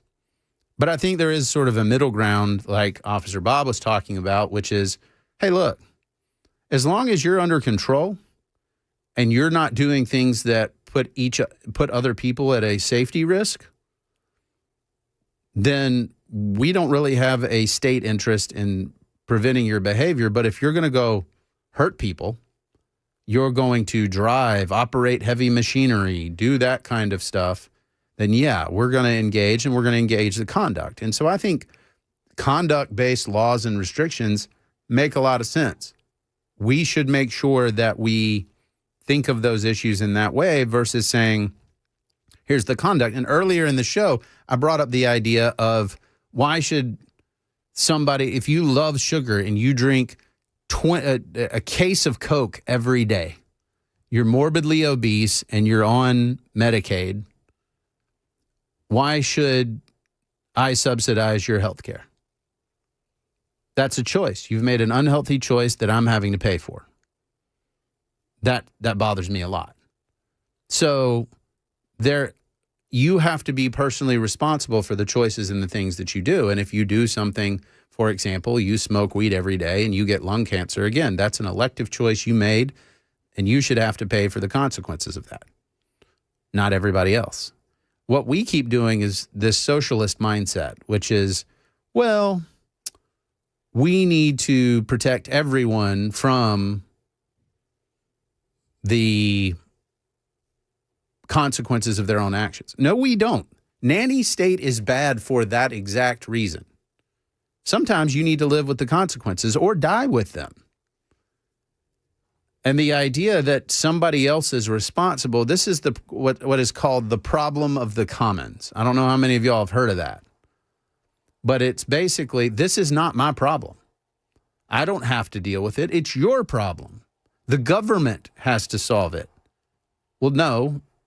The right answer, more often than not, is you just need to solve the problem. I mean, this goes back to the conversation about trash on the side of the road, things like that, mowing the ditch in front of your yard.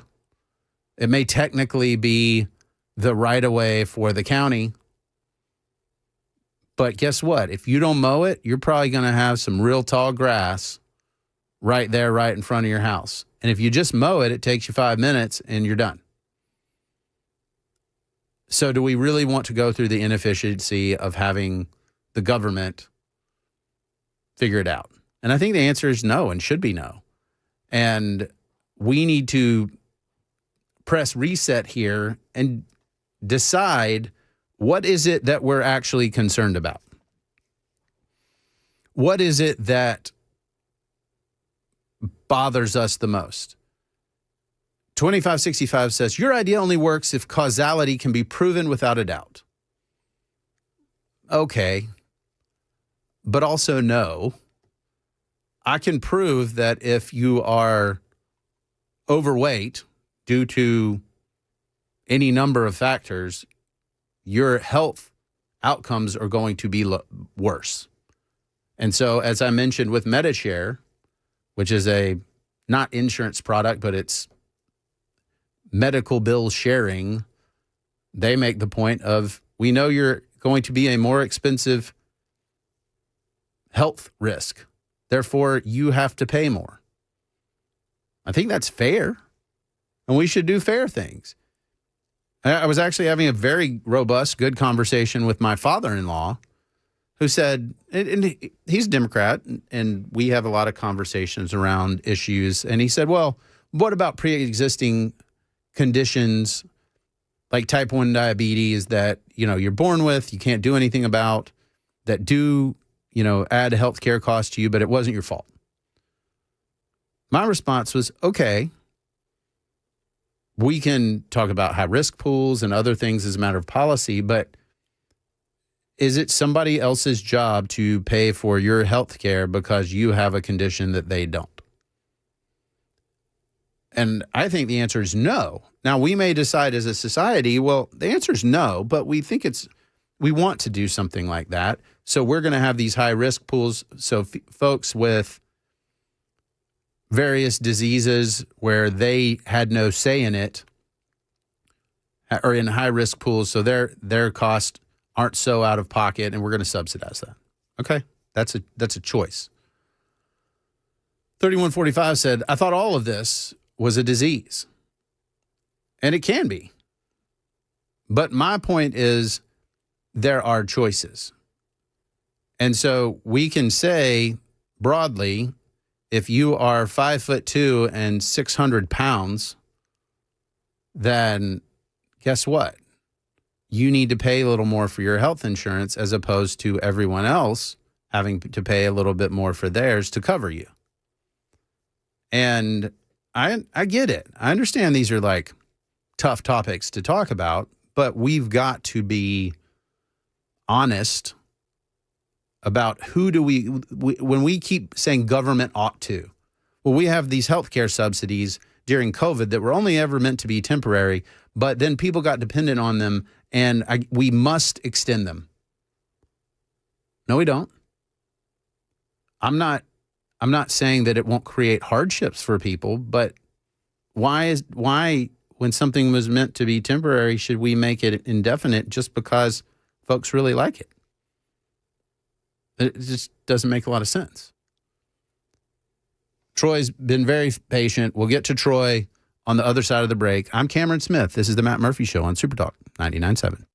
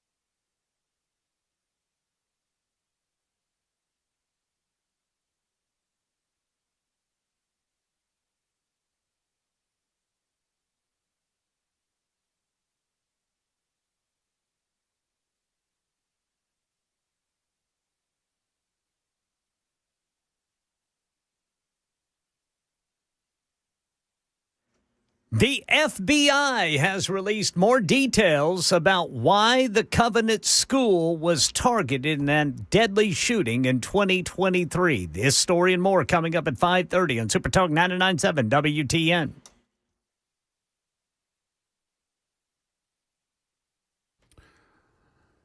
Welcome back to the Matt Murphy Show. I'm Cameron Smith. I'm talking to Larry, too. This isn't the good Larry. It's the other one. He is calling me many, many names and something about Euro Boy and Muttley. And he says that drugs are a choice, but fat is not. Okay. I don't get it. It seems to me that one's pretty clearly a choice. Like, I promise you, I have reduced my size by my choices. So you can do it. Promise. And that's what a lot of this comes down to, is these are choices, and the idea that the government has to step in and, like, tell you what to do. I don't know. I don't need the nanny state, do you? Pastor Patrick had a really good comment, I thought, and I want to read it for you. I think there's room to say the government should never have been involved in many of society's issues. Speaking from someone who works from within the church, I believe the church has failed to do in America what it's done for the past 2,000 years. It used to be the church that took care of the sick, the poor, the fatherless, the neglected, and those who faced injustice. But as the church has become more and more a social club and a political group, rather than a spiritual body that represents Christ in the world, we've lost our impact on society. Preach. Amen. Amen. The vacuum has been filled by man-made government, which inevitably would be a failure. Yeah, because we're speaking to the condition. The gospel speaks to the condition of mankind as man is. And the need, the fundamental need, is not a government handout, but salvation. And so I think Pastor Patrick is on it, but I'll take it a step further. When I look, you guys know that I care a ton about fostering. I've been like a hawk on the Department of Children's Services and looking at what's going on, because I think we toss too many people away. And I think what I'm seeing is encouraging me, not because of the state, but because of the church. So this is for Pastor Patrick and you guys that are out there. I am seeing the church step up. I am seeing the church say, we will again be the hands and feet of Christ. We're not going to rely on government figuring all this out. Guys, this is hilarious. 2008. TFAX, which is the IT system for Department of Children's Services. It's no longer supported. 2008. And this system is falling into disrepair. Finally, we're like losing kids. This is a bad system. Finally, in 2024, we decide to replace it. And deadline gets pumped back at another 6 months or whatever. So October 2026 is when this system's going to be upgraded. Knowing that it started to fall apart in 2008. $70 million to consulting firms to basically have a system that doesn't lose information about kids. And that to me is kind of evidence of where we are with government. It's silly. It's a problem. It doesn't work. And yet we have an inefficient, inelegant, much delayed solution to the problem when kids are sleeping in state office buildings. Kids are just falling off the radar and nobody knows where they went. And as a conservative, I'm just a firm believer that the answer is not government. And so it makes me very concerned when government has these rules and says, here's the rule, here's how to behave, here's what we're going to penalize. We're not going to enforce it really, but we're just going to tell you what's bad. And Pastor Patrick's right. It's ineffective. It just doesn't change behavior. Like I said, go down to Broadway. Tell me how the drug policies and all the things have changed the dynamic. They haven't. I'm not saying that it's good that we need to legalize everything. I'm saying what we're doing is like the worst case scenario, because we're saying this stuff's proliferated everywhere. We're not too hard on folks who sell to minors. We sort of enforce some things, not other things, depending on where you are. And that's just wrong. It's not the way to do it. And so when we're talking about government and we're talking about what the role of government should be and what it should do, some of you guys are pretty clearly wanting government to get out of the way, and you want it small. You and I are simpatico. We're on the same page. Some of you guys want a big government to tell everybody else what to do. You want to be in charge. And that's just an authoritarian style thing that is antithetical to American principles of individual liberty. So we're not on the same page. But we got to get on the same page and take a break. I'm Cameron Smith. This is the Matt Murphy Show on Super Talk 99.7.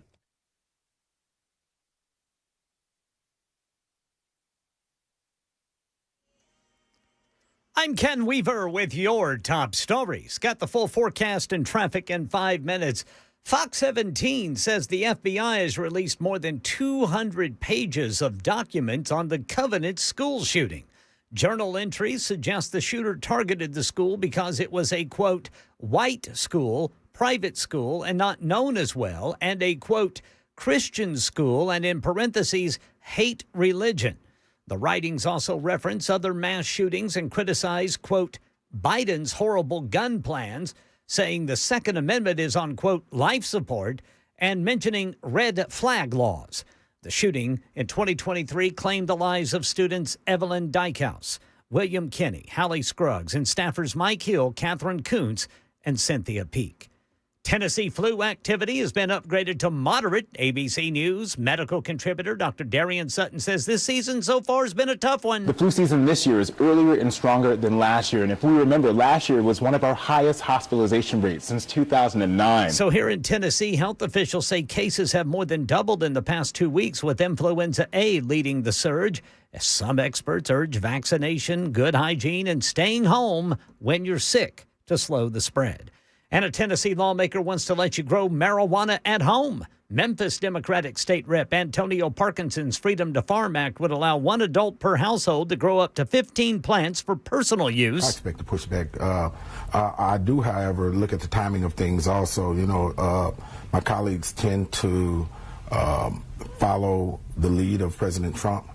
And with him lowering the class for marijuana, then, you know, maybe they'll follow his lead and be on board with this. He says personal cultivation would be permitted with strict rules and certified cards. And he says selling marijuana would still be illegal and violators would be criminally charged and prosecuted. That's the latest news. Traffic and weather next. I'm Ken Weaver, WTN News.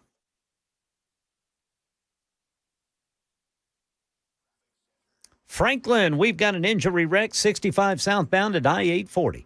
Downtown, South Loop. Going eastbound, we've got a crash right there at 65. And then in Murfreesboro, we got a stalled vehicle on the right shoulder. That's 840 eastbound just past Sulphur Springs Road, exit 57. I'm Ken Weaver.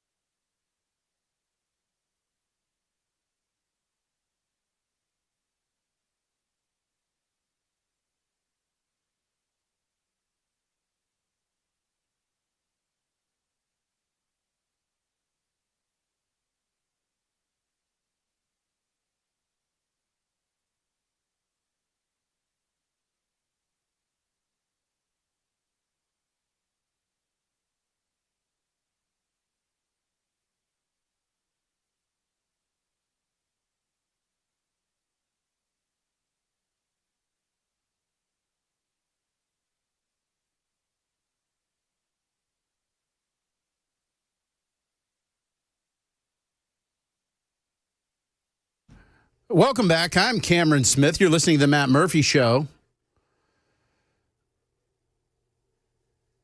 I want you guys to know, Larry 2 has clarified, I am not the bad Larry.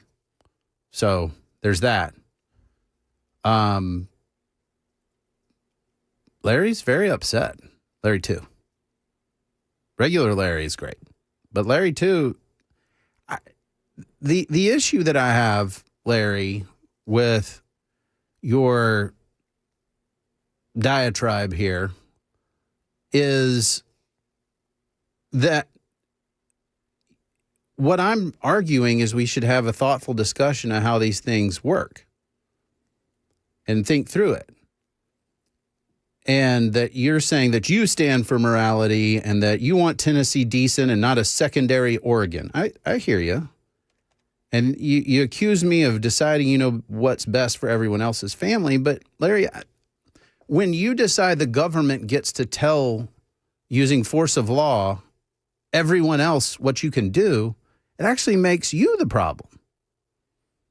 Right? Because you're deciding that you know what's best for everyone else instead of letting them be adults who are free, who live with the consequences for their actions. And again, totally fine with laws that say, got to keep this stuff and a lot of other stuff like it out of the hands of kids. And we should be very strict about that stuff. But I think maximizing freedom in the context of an ordered society is something that's really, really important to America. Because here's the problem. If you get to decide for everyone else and you decide you know best, you're just an authoritarian. Okay? You're just sitting up there saying, I need to be the dictator. And that's not American. That's not freedom. And you can be upset about that, but the idea of liberty is something, I tell my kids, all 5 of my boys, liberty is freedom plus responsibility. The idea of anarchy where everybody just does everything they want, that's not it either, okay? And I want to be real specific about that when it comes to government stuff. But when we have this sort of statist approach that tells you what you can and can't do and what your options are, that's where I just say, well, wait a minute, why? Why are we going to do this? And if you want me to show you that government's incompetent, those healthcare subsidies that we've been talking about, the advanced premium tax credit, there was a report put out December 10th, 2025 by the Government Accountability Office. And they basically sought out coverage under the advanced premium tax credit by using fictitious applicants. This is the Government Accountability Office applying to the government program with fictitious applicants. Here's the results. For plan year 2024, the federal marketplace approved subsidized coverage for all 4 of GAO's fictitious applicants submitted in October of 2024. In total, CMS paid about $2,350 per month and the advanced premium tax credit in November and December for these fictitious enrollees. For some, the federal marketplace requested documentation to support Social Security numbers, citizenship, and reported income. GAO did not provide the documentation, yet received coverage. Plan year 2025. Of 20 fictitious applicants, 18 remain actively covered as of September 2025. The advanced premium tax credit for these 18 enrollees totals over $10,000 per month. GAO continues to monitor the enrollments as part of its ongoing work. Folks, this is why we lose billions of dollars to fraud and stuff like that. It's because when we dump things on government to solve the problem, I don't care whether it's Trump, Obama, whoever, Biden, doesn't matter. When we say, you, politician, solve this for us, we get this kind of stuff. Where, by some estimates, at the GAO that I just referenced, up to $500 billion a year in improper payments. That's how, is because we've let the problem of the commons take over. We've let folks feel like, you know what? The government's here to help. It's not. It's not. And I think that we have to do more from our communities. And look, some of us don't want to hear that. We don't want to hear that you're personally responsible, that you got to figure it out. But I think we've, from one end of the state to another, we've got to come up with better solutions that aren't, government, please fix it for me. Pick up the trash, serve the kids. Look, I'll tell you guys, we go to Church of the City, Nolensville. Church of the City, off the mothership, off 96, is majorly investing fostering and adoption ministries. Massive facility. And because the church, and I'll tell you, I've gone through some dark days as a foster dad, like some rough ones. And to have strangers and to have brothers and sisters in Christ who I have never met before cook meals, help with laundry, help with doing stuff so I can take care of young men who don't have anybody in the world, I'm telling you, that beats any government program you're ever going to find. And I want us as Tennesseans, as the volunteer state, to step up. We just keep waiting. We keep waiting on somebody, whether it's Bill Lee or Marsha Blackburn or John Rose, to come in and get it right, you know? But it's us. And coming up with, I'd wanted to kind of delay on it, but I'll get to it because I think it's important to talk about. I wrote a column over at the Tennessean. I want you guys to go check it out. I really appreciate it. And it's 7 commitments for a real new year. And I think there's some things that we just really got to think through a little bit differently right now. Government is not coming to help. No one's coming to rescue us. And if you're banking on Washington doing it, they can barely stay open. Okay? So I don't think that's it. So I don't like New Year's resolutions. I don't. But I said, you know, what are some commitments I can make publicly that if I write this down and everybody reads it, then people are going to ask me, well, how are you coming on that? How's that going? And so I wrote a couple of them, and I would like to share them with you guys, if that's all right. And I'd love to know what you kind of are thinking. You can tell me on the Super Talk text line, 615-737-9986, and that's what we'll kind of chew through for the remainder of the show. It's been a heck of a year.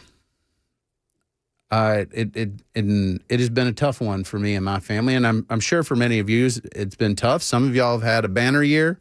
That's just kind of how life goes. To quote Shabuzi, in my world, man, what a hell of a year it's been. That's kind of where I am. And the other day, my oldest son, teenagers know how to take some shots, don't they? He took a swing at my worldview and said, you know, why are you orienting your life around that old book? Hey, and don't worry about nincompoops. We'll get to nincompoops tomorrow. We've had, based on folks rotating out, we've had nincompoop exhibitions, but the real deal will be back when we return to regularly scheduled programming, but we will definitely get to nincompoops tomorrow. I think that's a fair compromise. But my teenager took a shot at me with basically talking about the Bible as a really old book. And it's a gut punch, you know, when you hear your faith kind of made fun of a little bit by your son. I would love to believe that they are all real respectful and do the right thing all the time and study God's word. But, you know, it's hit or miss. I've got some that their faith is pretty strong. And I've got some that are struggling through that. And it got me thinking, how do we as a culture, as a state, as just all of us, get back to some anchors that can help us through the storms of life? I mean, some of you guys are telling me what you've been through this year, and I appreciate it.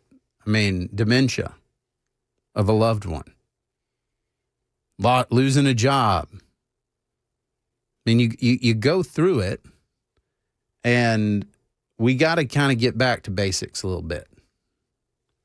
And so the first thing is I'm doubling down on the old book. I'm going to read it every day this year.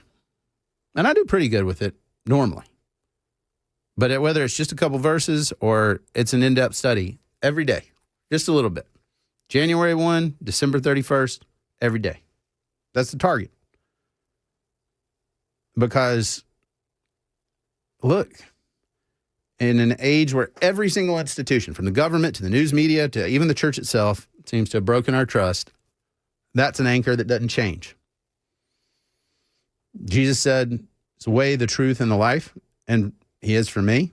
My son, even if he thinks he's being cute by taking some pot shots at the faith, you know, this is the message of redemption. It's the only one that's there, and it never changes. It's one of the few things I can think of that doesn't. So, you know, that's my first thing.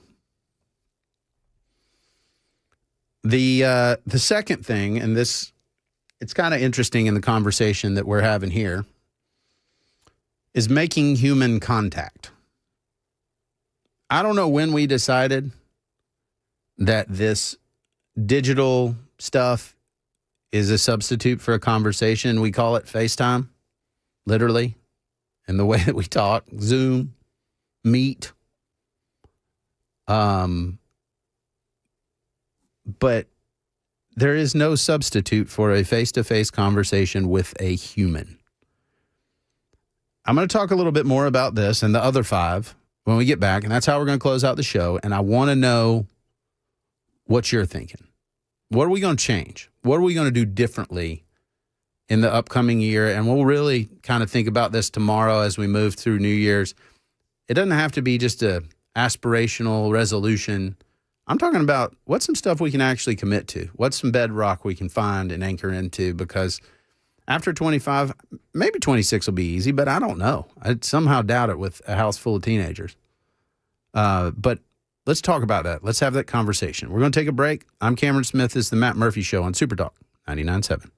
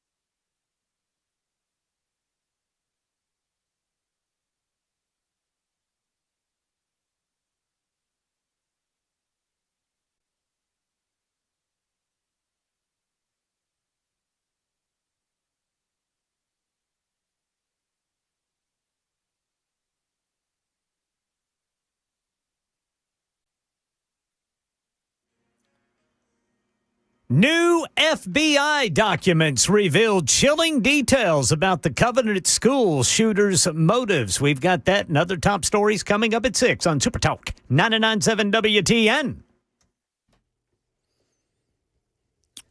Welcome back. We are just cruising this evening. I appreciate you guys being such a wonderful audience. And let me know what you think. Super Talk text line 615-737-9986. Running through for the next hour or so, we're going to run through the 7 commitments I made over at a Tennessean column. You can go check it out at D. Cameron Smith on the X machine. I posted it for you guys to peruse at your leisure. The first commitment I made, well, actually, I'll tell you what we're going to do. We only got a couple minutes till top of the hour, so I wanted to answer a question that was from 0249 on the text line. Cameron, I'm just wondering, how did you and Matt ever meet? Matt and I have known each other for years. We both lived in Birmingham, which, ironically, he was in talk radio, and I was a columnist for AL.com, which is Birmingham News, Huntsville Times, and Mobile Press Register. And so I was writing and talking on the radio and doing some fill-in work, mostly like I do now. And he and I just got to know each other because we were in political circles. And so we would be at rubber chicken dinners together, and we would go to all the functions and talk to the politicians and think about policy and all that stuff. And we ended up having what blossomed into an excellent friendship. We know a lot of the same folks in the media space, and then I moved to be closer to family. I grew up here, and I, for example, went to high school at Brown Academy. And so I wanted to come home and be closer to family. And so we did that. I had, at the time, aging grandparents. My grandfather had dementia, grandmother getting older, that kind of thing. And so I came home, and then shortly after that, with COVID and all that stuff, when Phil died, there was an opening on the radio station, and it was really interesting for me because I was starting to write and talk and do some other stuff around here. And Matt ends up getting the job to come on the radio here at the Cumulus station. And we just basically picked up where we let off, and we've been having fun ever since. So that was a very good question, but that's the story. And he is one of my good buddies. We argue a lot, a whole lot, but it's a lot of fun. We've got one more hour left, and it's going to be a fun hour. I promise. This is the Matt Murphy Show. I'm Cameron Smith. Y'all come on back.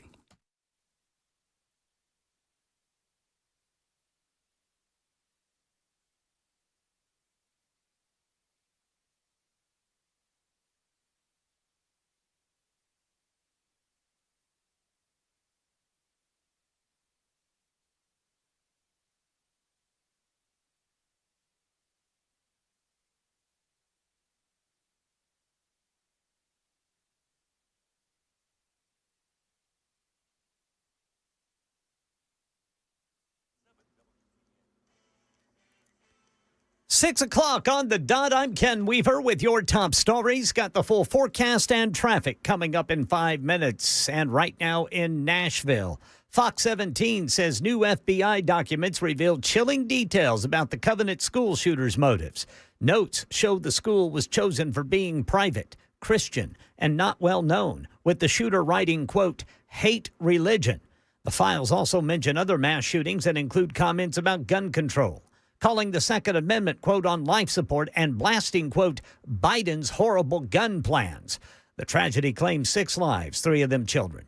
Flu cases are climbing fast in Tennessee. The CDC now ranks the state at moderate activity. Hospitals seeing more patients with influenza A. Dr. Stephanie Widmer telling ABC News the reasons why illness is spiking right now. Subclade K is circulating right now, and it appears to spread very efficiently. It's moving quickly. On top of that, we have holiday travel and indoor gatherings that's certainly accelerating transmission. And then there's lower immunity. So many people may have skipped or delayed their flu shots this year. Protection from prior seasons tends to be wearing off at this point, and all of these factors combined are really causing this surge that we're seeing. Yeah, some experts warn this could be a severe season, so they say don't wait. Get your flu shot today. Quick action, they say, can help you and your family stay safe and at least tamp down some of the severeness of the illness. They say if you get sick, stay home. A state lawmaker thinks you should be able to grow marijuana in your home.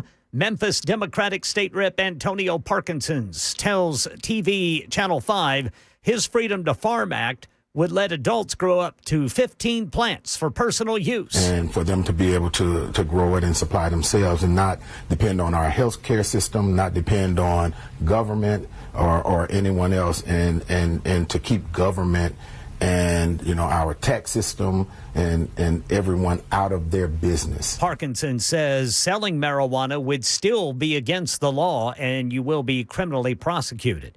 Those traveling by car this holiday won't feel as much of a pinch at the pumps. Gas prices already on a steady decline, average nationwide anyway. It's fueled by more supply, lower demand, cheaper winter blend. We get more from ABC's Sam Sweeney, who says prices haven't been this low since 2021. OPEC has increased the supply of oil into the market. The U.S. is also producing a lot of oil. So this will likely last at least the next 6 weeks or so. But in the spring, we could see prices tick up. Right now in Middle Tennessee, the average price per gallon is up more than a dime since yesterday to $2.65, but still 17 cents cheaper than last year at this time, according to Gas Buddy. That's the latest news. Traffic and weather next. I'm Ken Weaver, WTN News.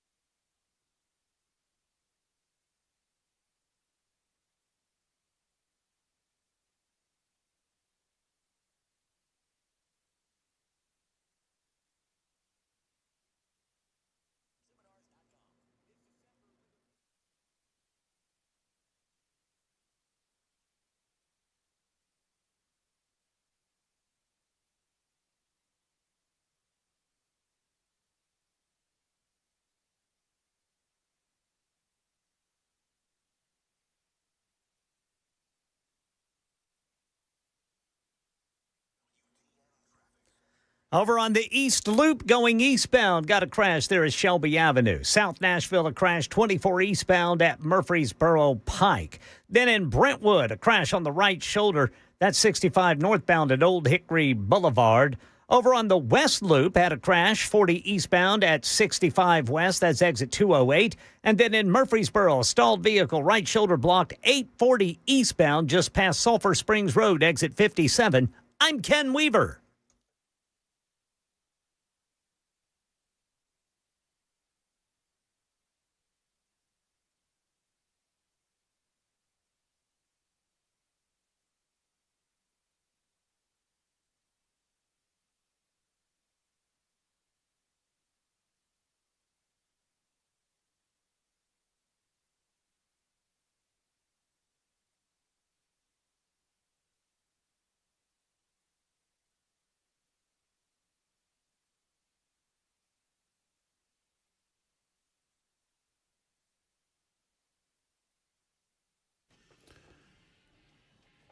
Welcome, welcome, welcome to the final hour of the Matt Murphy Show. I'm Cameron Smith, and I appreciate you guys being here. It's a very long series of hours, and you all make it awesome and so much fun. So I told you guys that I wanted to get to the 7 commitments I made. It's a column over at the Tennessean. I tweeted it out or X'd it out. I don't even know what we say anymore. At D. Cameron Smith. Go check it out. We're going to walk through it, and I want to hear what you guys are looking forward to in the new year, what you're thinking about, what some of your goals are. That's exciting. Lee has been patiently waiting and has a question. Lee, what you got? What's your question? Hey, well, I got 2 now, if it's all right. Okay, go for it. You and Matt go way back, so is he really a Georgia Bulldogs fan? Oh, he is, through and through. Okay. Gotcha. Hey, the question, what Bible, I take it starting of the year, you're going to start reading the Bible, correct? Well, I haven't really ever stopped, but my goal is to make sure that whether it's part of a devotional or whether it's, so my family, we read aloud, we did the Bible in a year, which you may be familiar with. And so we did that, took us a little more than a year. But my goal is that every day I'm going to read some of God's word. That's thing number 1. That's commitment number 1. And so I hadn't really decided other than I'm going to read something. It'll probably be a number of different things like devotionals, some just straight Bible. But every day, some of God's word. Full stop. So you're not necessarily going to like start at some point King James Version and read it? No, I mean, I don't have I'm going to start in Genesis and read a little bit, and then I'm going to go Exodus, Leviticus, Numbers. We can do that, but we've already read out loud as a family the whole Bible. I might do a study in John, for example, or a study in Romans and read through that. I just want God's word every day to be a part of my day. Does that make sense? Yeah, it makes a lot of sense. I've got my great-grandmother's, it's King James Version, Christian Workers Holy Bible, and it's from 1947. Wow. And it has so much stuff in it, like the index to reference all subjects pertaining to the theme of salvation. It goes down through A, B, C, D, E, F, G, like all unsaved people are sinners, the Bible, God's message, life, and salvation. Condition C of sinners described, and it goes up from Genesis all the way up to... So I think one of the coolest things, Lee, is when, like, for example, I have my NIV Bible from when I was a teenager. And so my whole life I've had that old Bible, and I've written little notes and underlined stuff. And so I actually gave that one to my oldest son and said, hey, you know what? You want to see what I was thinking and looking through and what I've thought for a while? Check it out. See my notes. And so when you have some of that personal family stuff that's been passed down, I think it just means a lot, Yes, sir. It sure does. I have I had the little, the Gideon Bible they gave you in school back in the day. That's what I used for a long time. And then when I was probably 10, my grandparents gave me the one, that was more, it's from the 60s, had my name on it and stuff. And I thought I was, cock of the walk. Yeah. Anyway. But I was just curious if you were like, I knew you'd probably read it before, but just so you're going to pick a certain chapter and...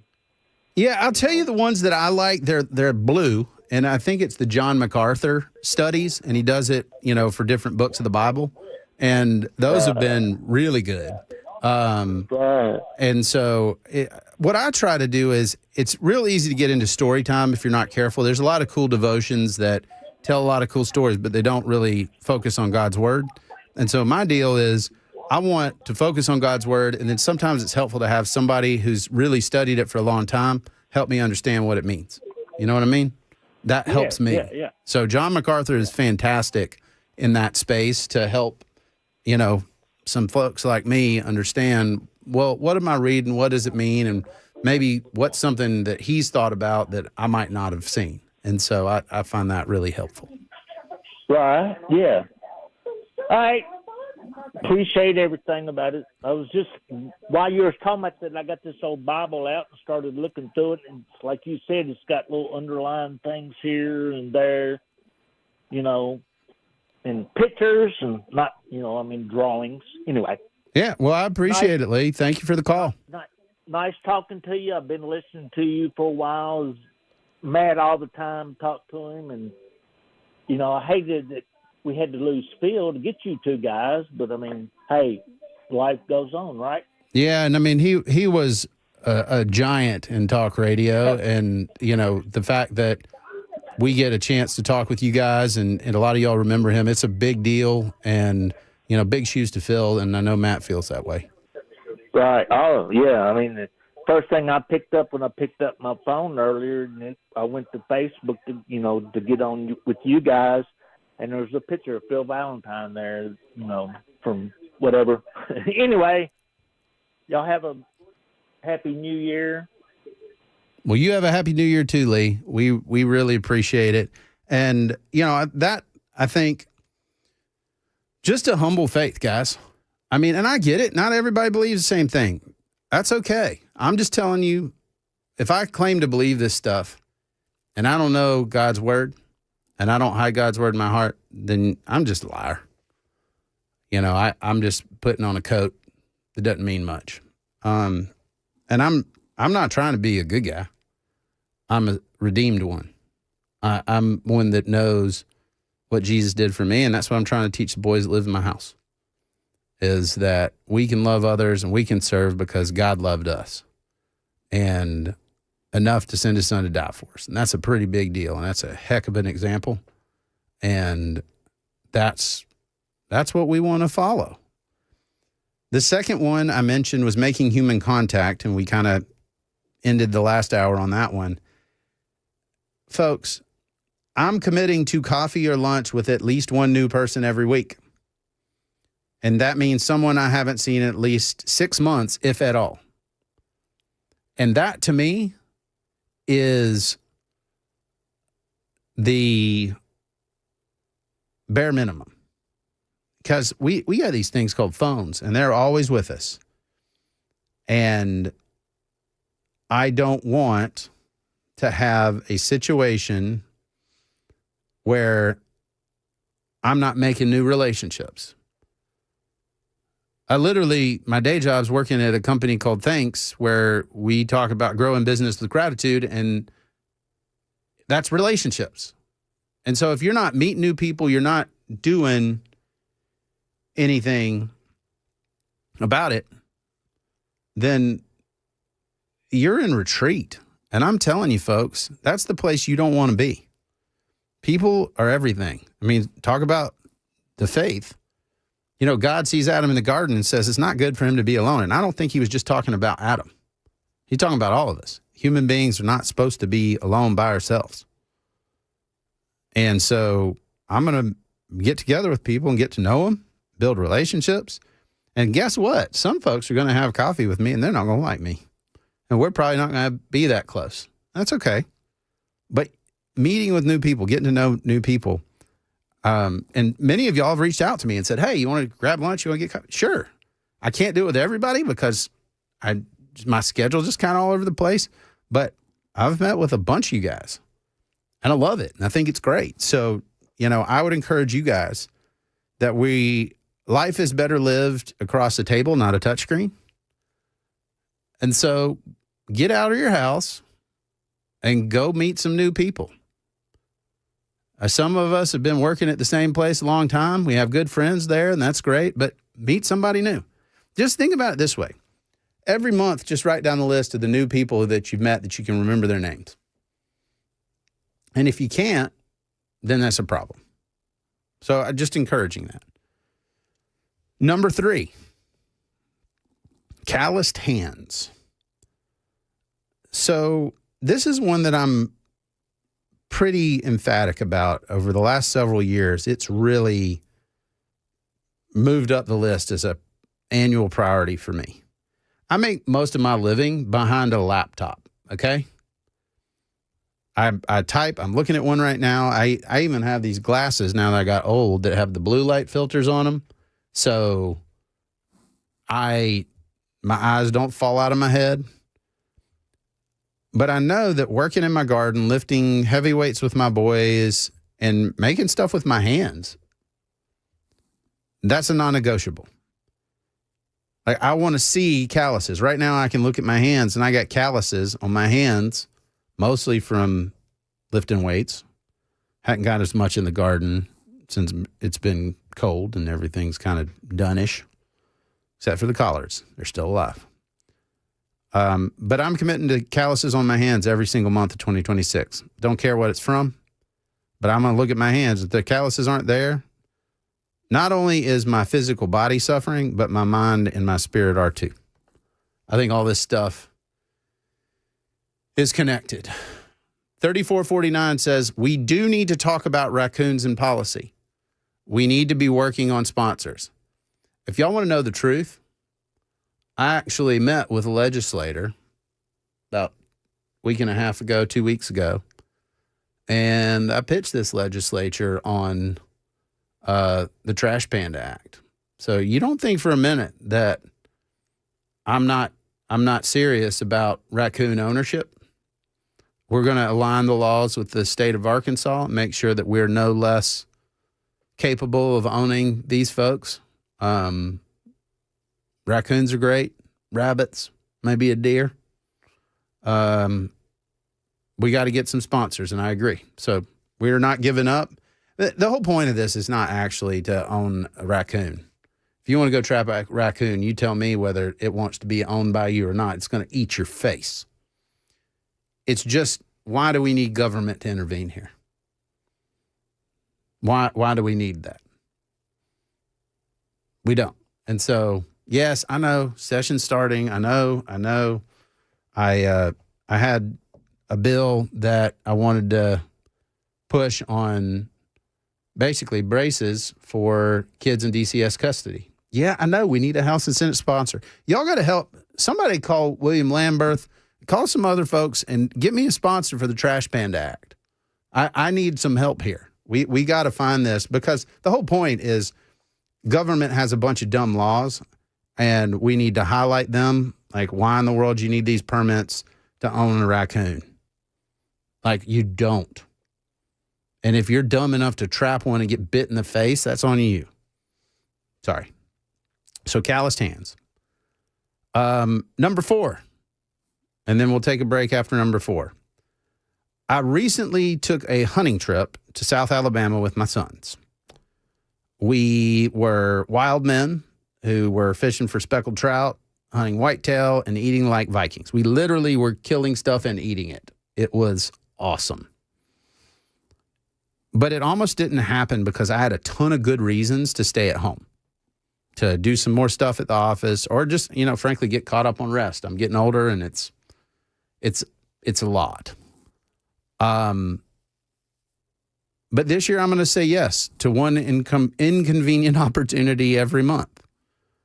We can sleep until when we're dead, and until then we live. We need to figure out how to say yes to things that we have good reasons on saying no to. Because I think a lot of it is we're not really, at least I know for me, I want to find reasons to stay at home and not do stuff. I've got to get over that. God gave us this life to live, and we need to live it and go have some fun. So I'm saying yes to that. We're going to take a break. When we come back, we'll get the rest of them and get your thoughts. I'm Cameron Smith. This is the Matt Murphy Show on Super Talk 99.7.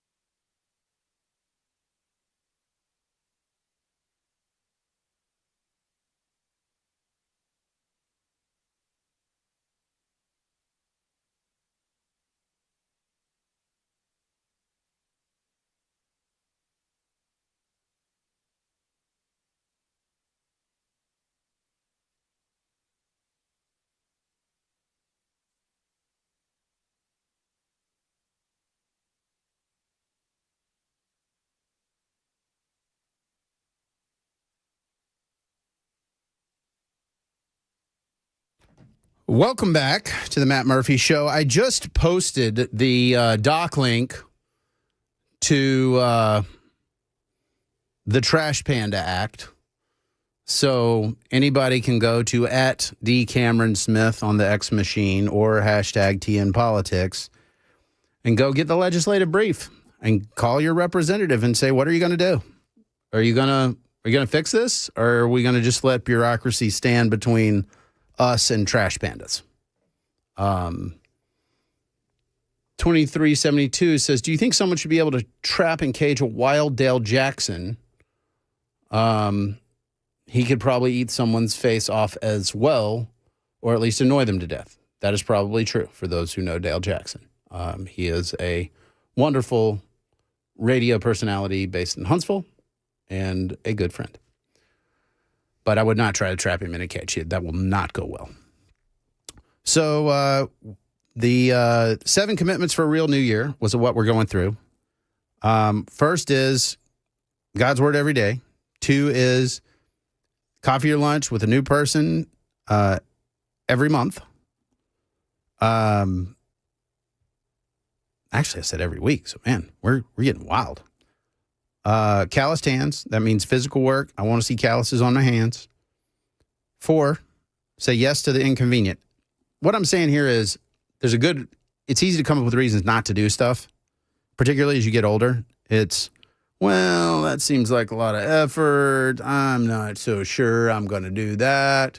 I could sit here and scroll on my phone instead. And the answer is no, don't do that.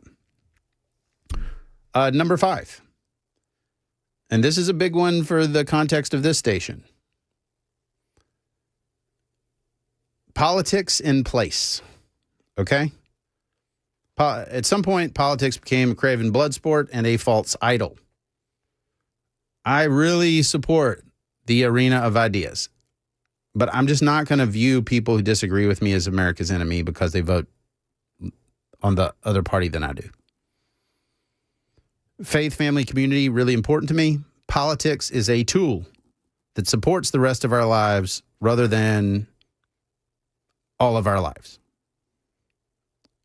I said in the column, I'd rather have a good hammer because it won't run up the national debt. I think that that's true, and it's something that I want to commend to all of you. I literally make a portion of my income talking about politics, engaging politics, that sort of thing. But it's really important to realize that it's a tool. It is not the thing. We should not put our faith in it. It is just a process of how we resolve our differences. That's really what it is. It is not America. It is a tool.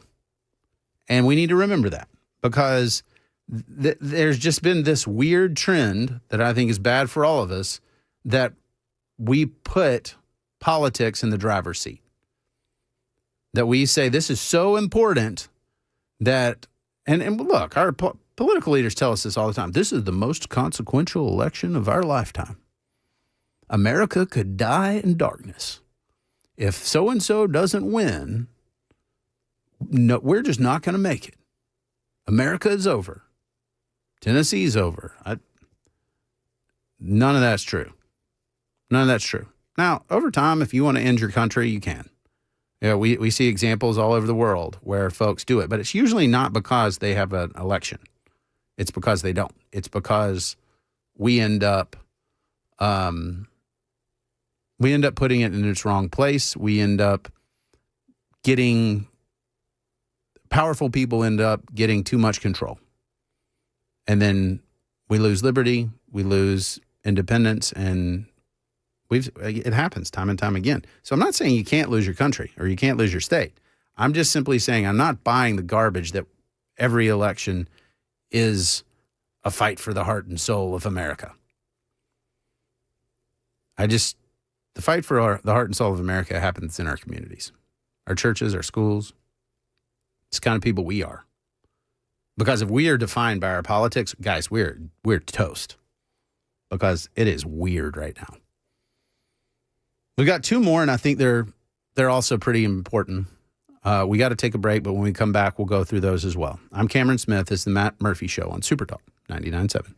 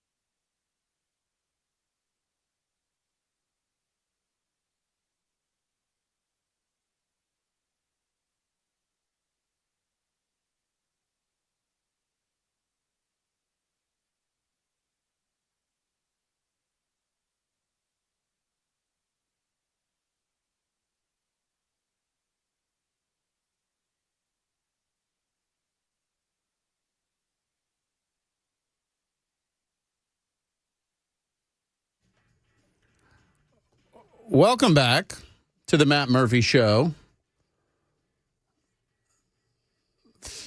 3325 said, if I wanted to hear a monologue, I'd listen to Mark Levin. Ask Mr. Producer without ever playing what Mr. Producer replied. I think he thinks I'm not letting Ken talk. I mean, if Ken wanted to talk, Ken talks, man.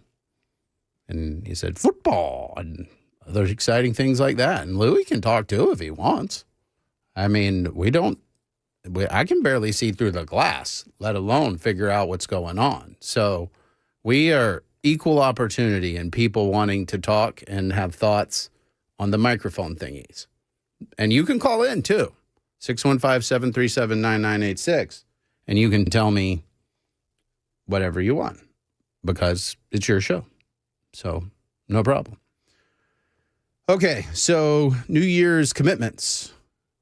God's word, coffee and lunch with folks, calloused hands, yes to the inconvenient, politics in its proper place. That's a lot of alliteration. Okay, number 6, no phone between us. I don't know if this has happened to you guys, except for a million times, that you're having a conversation with someone and they just look at their phone. Like whatever you're saying is not interesting enough for them to pay attention, and they need to see what time it is on their phone or check their text messages. This year, if I'm at that lunch or coffee, my phone's going to be in my back pocket. I do not want the phone between me and another person, even if it's sitting there. You know, sometimes when people are at the dinner table or wherever, they stick their phone on the table between you and them. I think it sends the signal that phone is more important than the other person. That it's just there because in case something more interesting pops up on the phone, I'm going to look at it as opposed to you. I think that's a huge problem. So I'm just not going to do it. Like even at the office, right? And there's plenty of good reasons to have screens at the office and do that kind of stuff. Having them between me and a coworker, it's not one of them. I'm going to prioritize that. That means if you want to come talk to me, you're going to get to talk to me faster than somebody who texts me. And that's one of the reasons I'm glad that I have an office with people in it, that I don't work remotely, because I think that human contact is something that's important. And I think the dystopian echo chamber can wait 10 minutes. So I feel very, very strongly about that no phones come in between us. And it's hard because I just set my phone down. And then I realize I'm setting it down so that I can see it. Because I want to see it and I want to like check and make sure because, you know, I could miss out on a thing that happens on the interwebs. And the real answer is there's no good reason for that. I don't need to do that. And we have a rule. We don't have it at the dinner table. So I'm good there. But like if I'm sitting on the sofa and my son is sitting next to me or my wife, I do not want that phone between me and them. I don't want that phone where I can say this is more of a priority. And I'll tell you what, that is hard. It's just part of it. Chris, I see you on the Super Talk text line. Yep. You know the deal. It's timing is everything. But I'm serious about the phone. Like, and I'm asking you guys, pay attention to where you put your phone. Is it between you and other people? Because if it is literally physically between you, you're sending some vibes about that phone that are kind of creepy. That this is my thing. And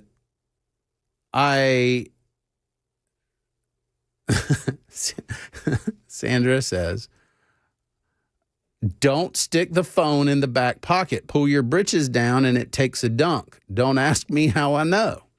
Okay, Sandra, maybe I'll put it in the side pocket. And I'll try to keep my pants on most of the time. And then we can do that. But I think paying attention to where you're putting your phone and how you're treating the people and how you're treating your phone says a lot. And we have just accepted rudeness as a culture.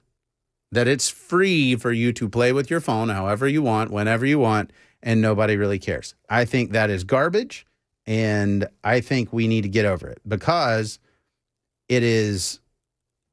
I'm a bad example for my sons. You're probably a bad example for your kids, and I don't want to play this. Well, do as I say, not as I do. I do this too often. I say, well, part of my living is knowing what's going on so I can comment on it, but I'm just doom scrolling. You know, I can get up early and check and figure out what happened last night. I can come in, sit down here and talk to you guys. I got a TV right in front of me with Fox News, and folks are saying what's going on, and the internet's all around me. I in my field of vision, I see the phone screen. I see a clock. I see 2 monitors and my laptop and my phone. So when I'm at work doing work things, I got plenty. But I do not want that phone to come between me and somebody that I can have a relationship with. And I don't care what your good excuse is and how much you like Candy Crush or whatever. Put it down and don't have it between you. Okay. So that's number 6. The last one is pretty clear. Be less offended. I want to be bothered. Okay? I am committing to hearing more viewpoints that I truly disagree with. We've built soft, cushy bubbles that make us whiny and weak. Whether it's the State Department barring foreign critics or local debates over universal school choice, I want to engage the argument, not the outrage. And I think that this is a tough one because all of us like to be affirmed. Everybody likes us to hear something when I talk, when the news talks, when you read a column, you like to hear, well, you're good and your views are right. And those people who disagree with you are just kind of dumb. Okay. But when we hear that over and over and over, it creates it just makes us weak.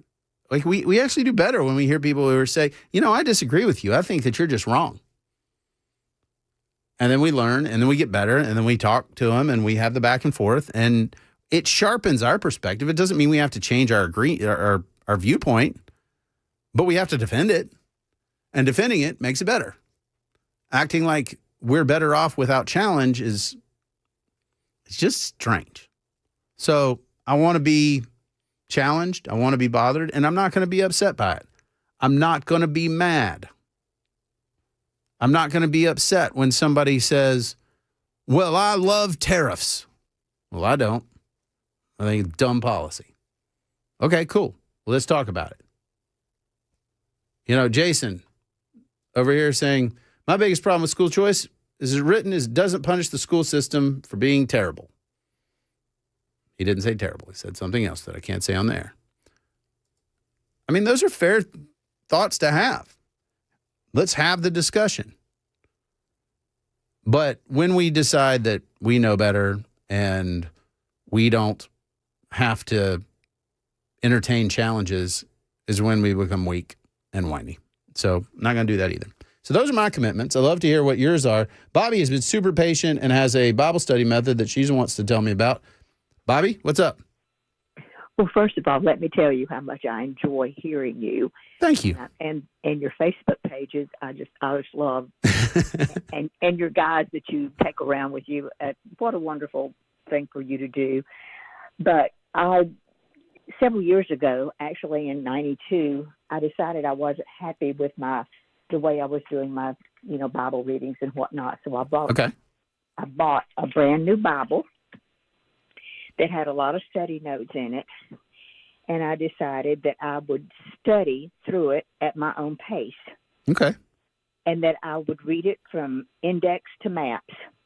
And it took me until November of 1996 to get through that. And I was so glad that I did it. I wasn't being pushed, I wasn't trying to set some kind of a record. And I will tell you that Bible is written all over. Yeah.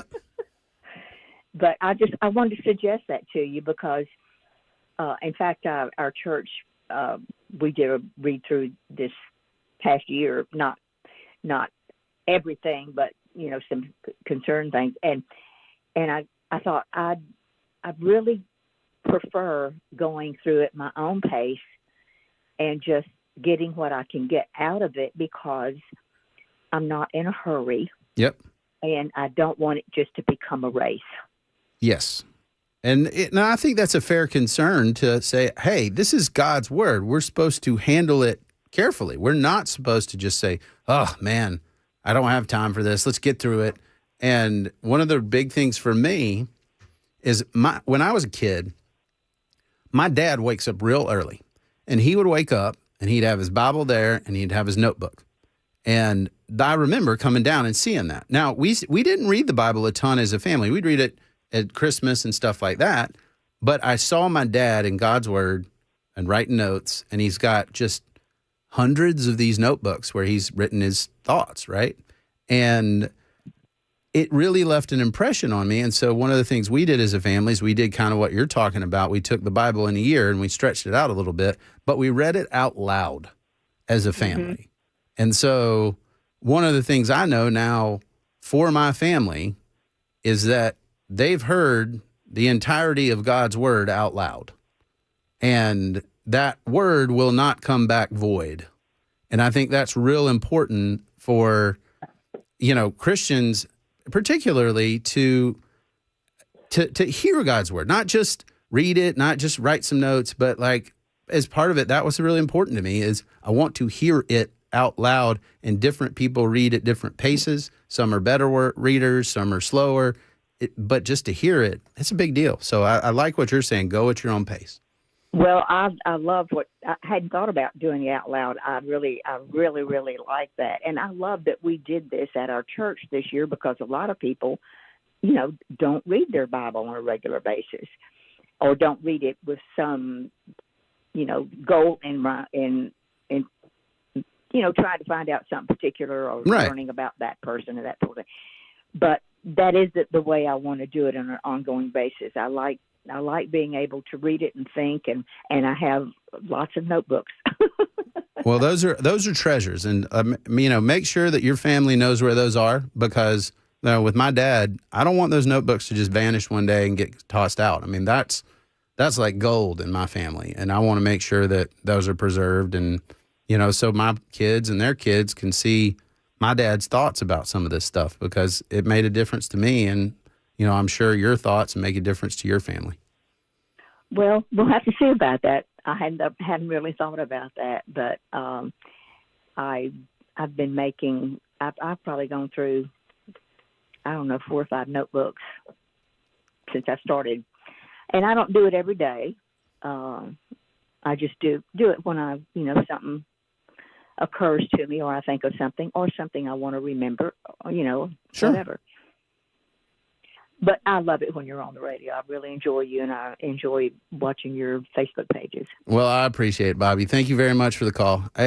Look, folks, I think what's important here is to know that there are some things in this life that we can anchor to. There are not many of them. God's word's one of them. But I think the other things that we need to look for are our relationships, our families, and all the stuff, these commitments that I'm talking about, that I've written about over at the Tennessean, are designed to connect. Because in our culture, in our society, we live in a find your truth world, and that creates a lot of problems. We got to wrap this thing up. We'll come back, put a bow on it. I'm Cameron Smith. This is the Matt Murphy Show on Super Talk 99.7.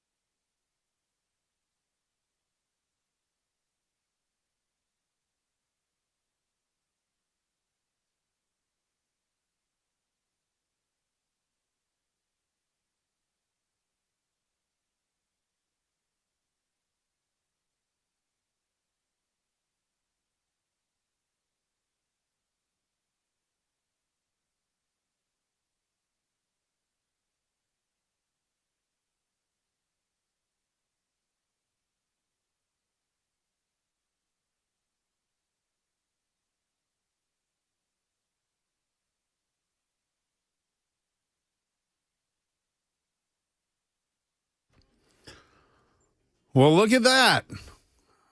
The time went away on us. Man, I appreciate you guys so much. I enjoyed today. I enjoyed yesterday. And my anticipation is that if we maintain this level of engagement, I will enjoy tomorrow too. We are quickly approaching 2026. I will be with y'all New Year's Eve before we turn it over to the syndicated folks. And I'm excited about that because that's what I'd really like to make tomorrow's show about. Y'all got to hear my commitments today. I want to hear yours. I want to hear the things that you're looking forward to in 2026. We can do a little retrospective on 2025 and figure out some of the things that went really well and figure out things that didn't go well. And then kick off that 2026 with a bang. I might even get talked into. Speaking of inconvenient things that I need to say yes to, my son, he's 11, he's a wild man, wants to do New Year's downtown in Nashville. Now, I think this sounds crazy. So my wife's cousin has flown in to attend with him, and I'm thinking maybe I'd do it too. And so I'm going to have y'all talk me into this because I like just knowing that the new year happens while I'm asleep because I don't do the staying up late. My 11-year-old, by contrast, is going to put on his cowboy boots and cowboy hat, and he's going to be rocking to the new year. So we'll get it right tomorrow, and we'll do all of it. Thank you so much. You've been listening to the Matt Murphy Show. I'm Cameron Smith. I'll see you tomorrow.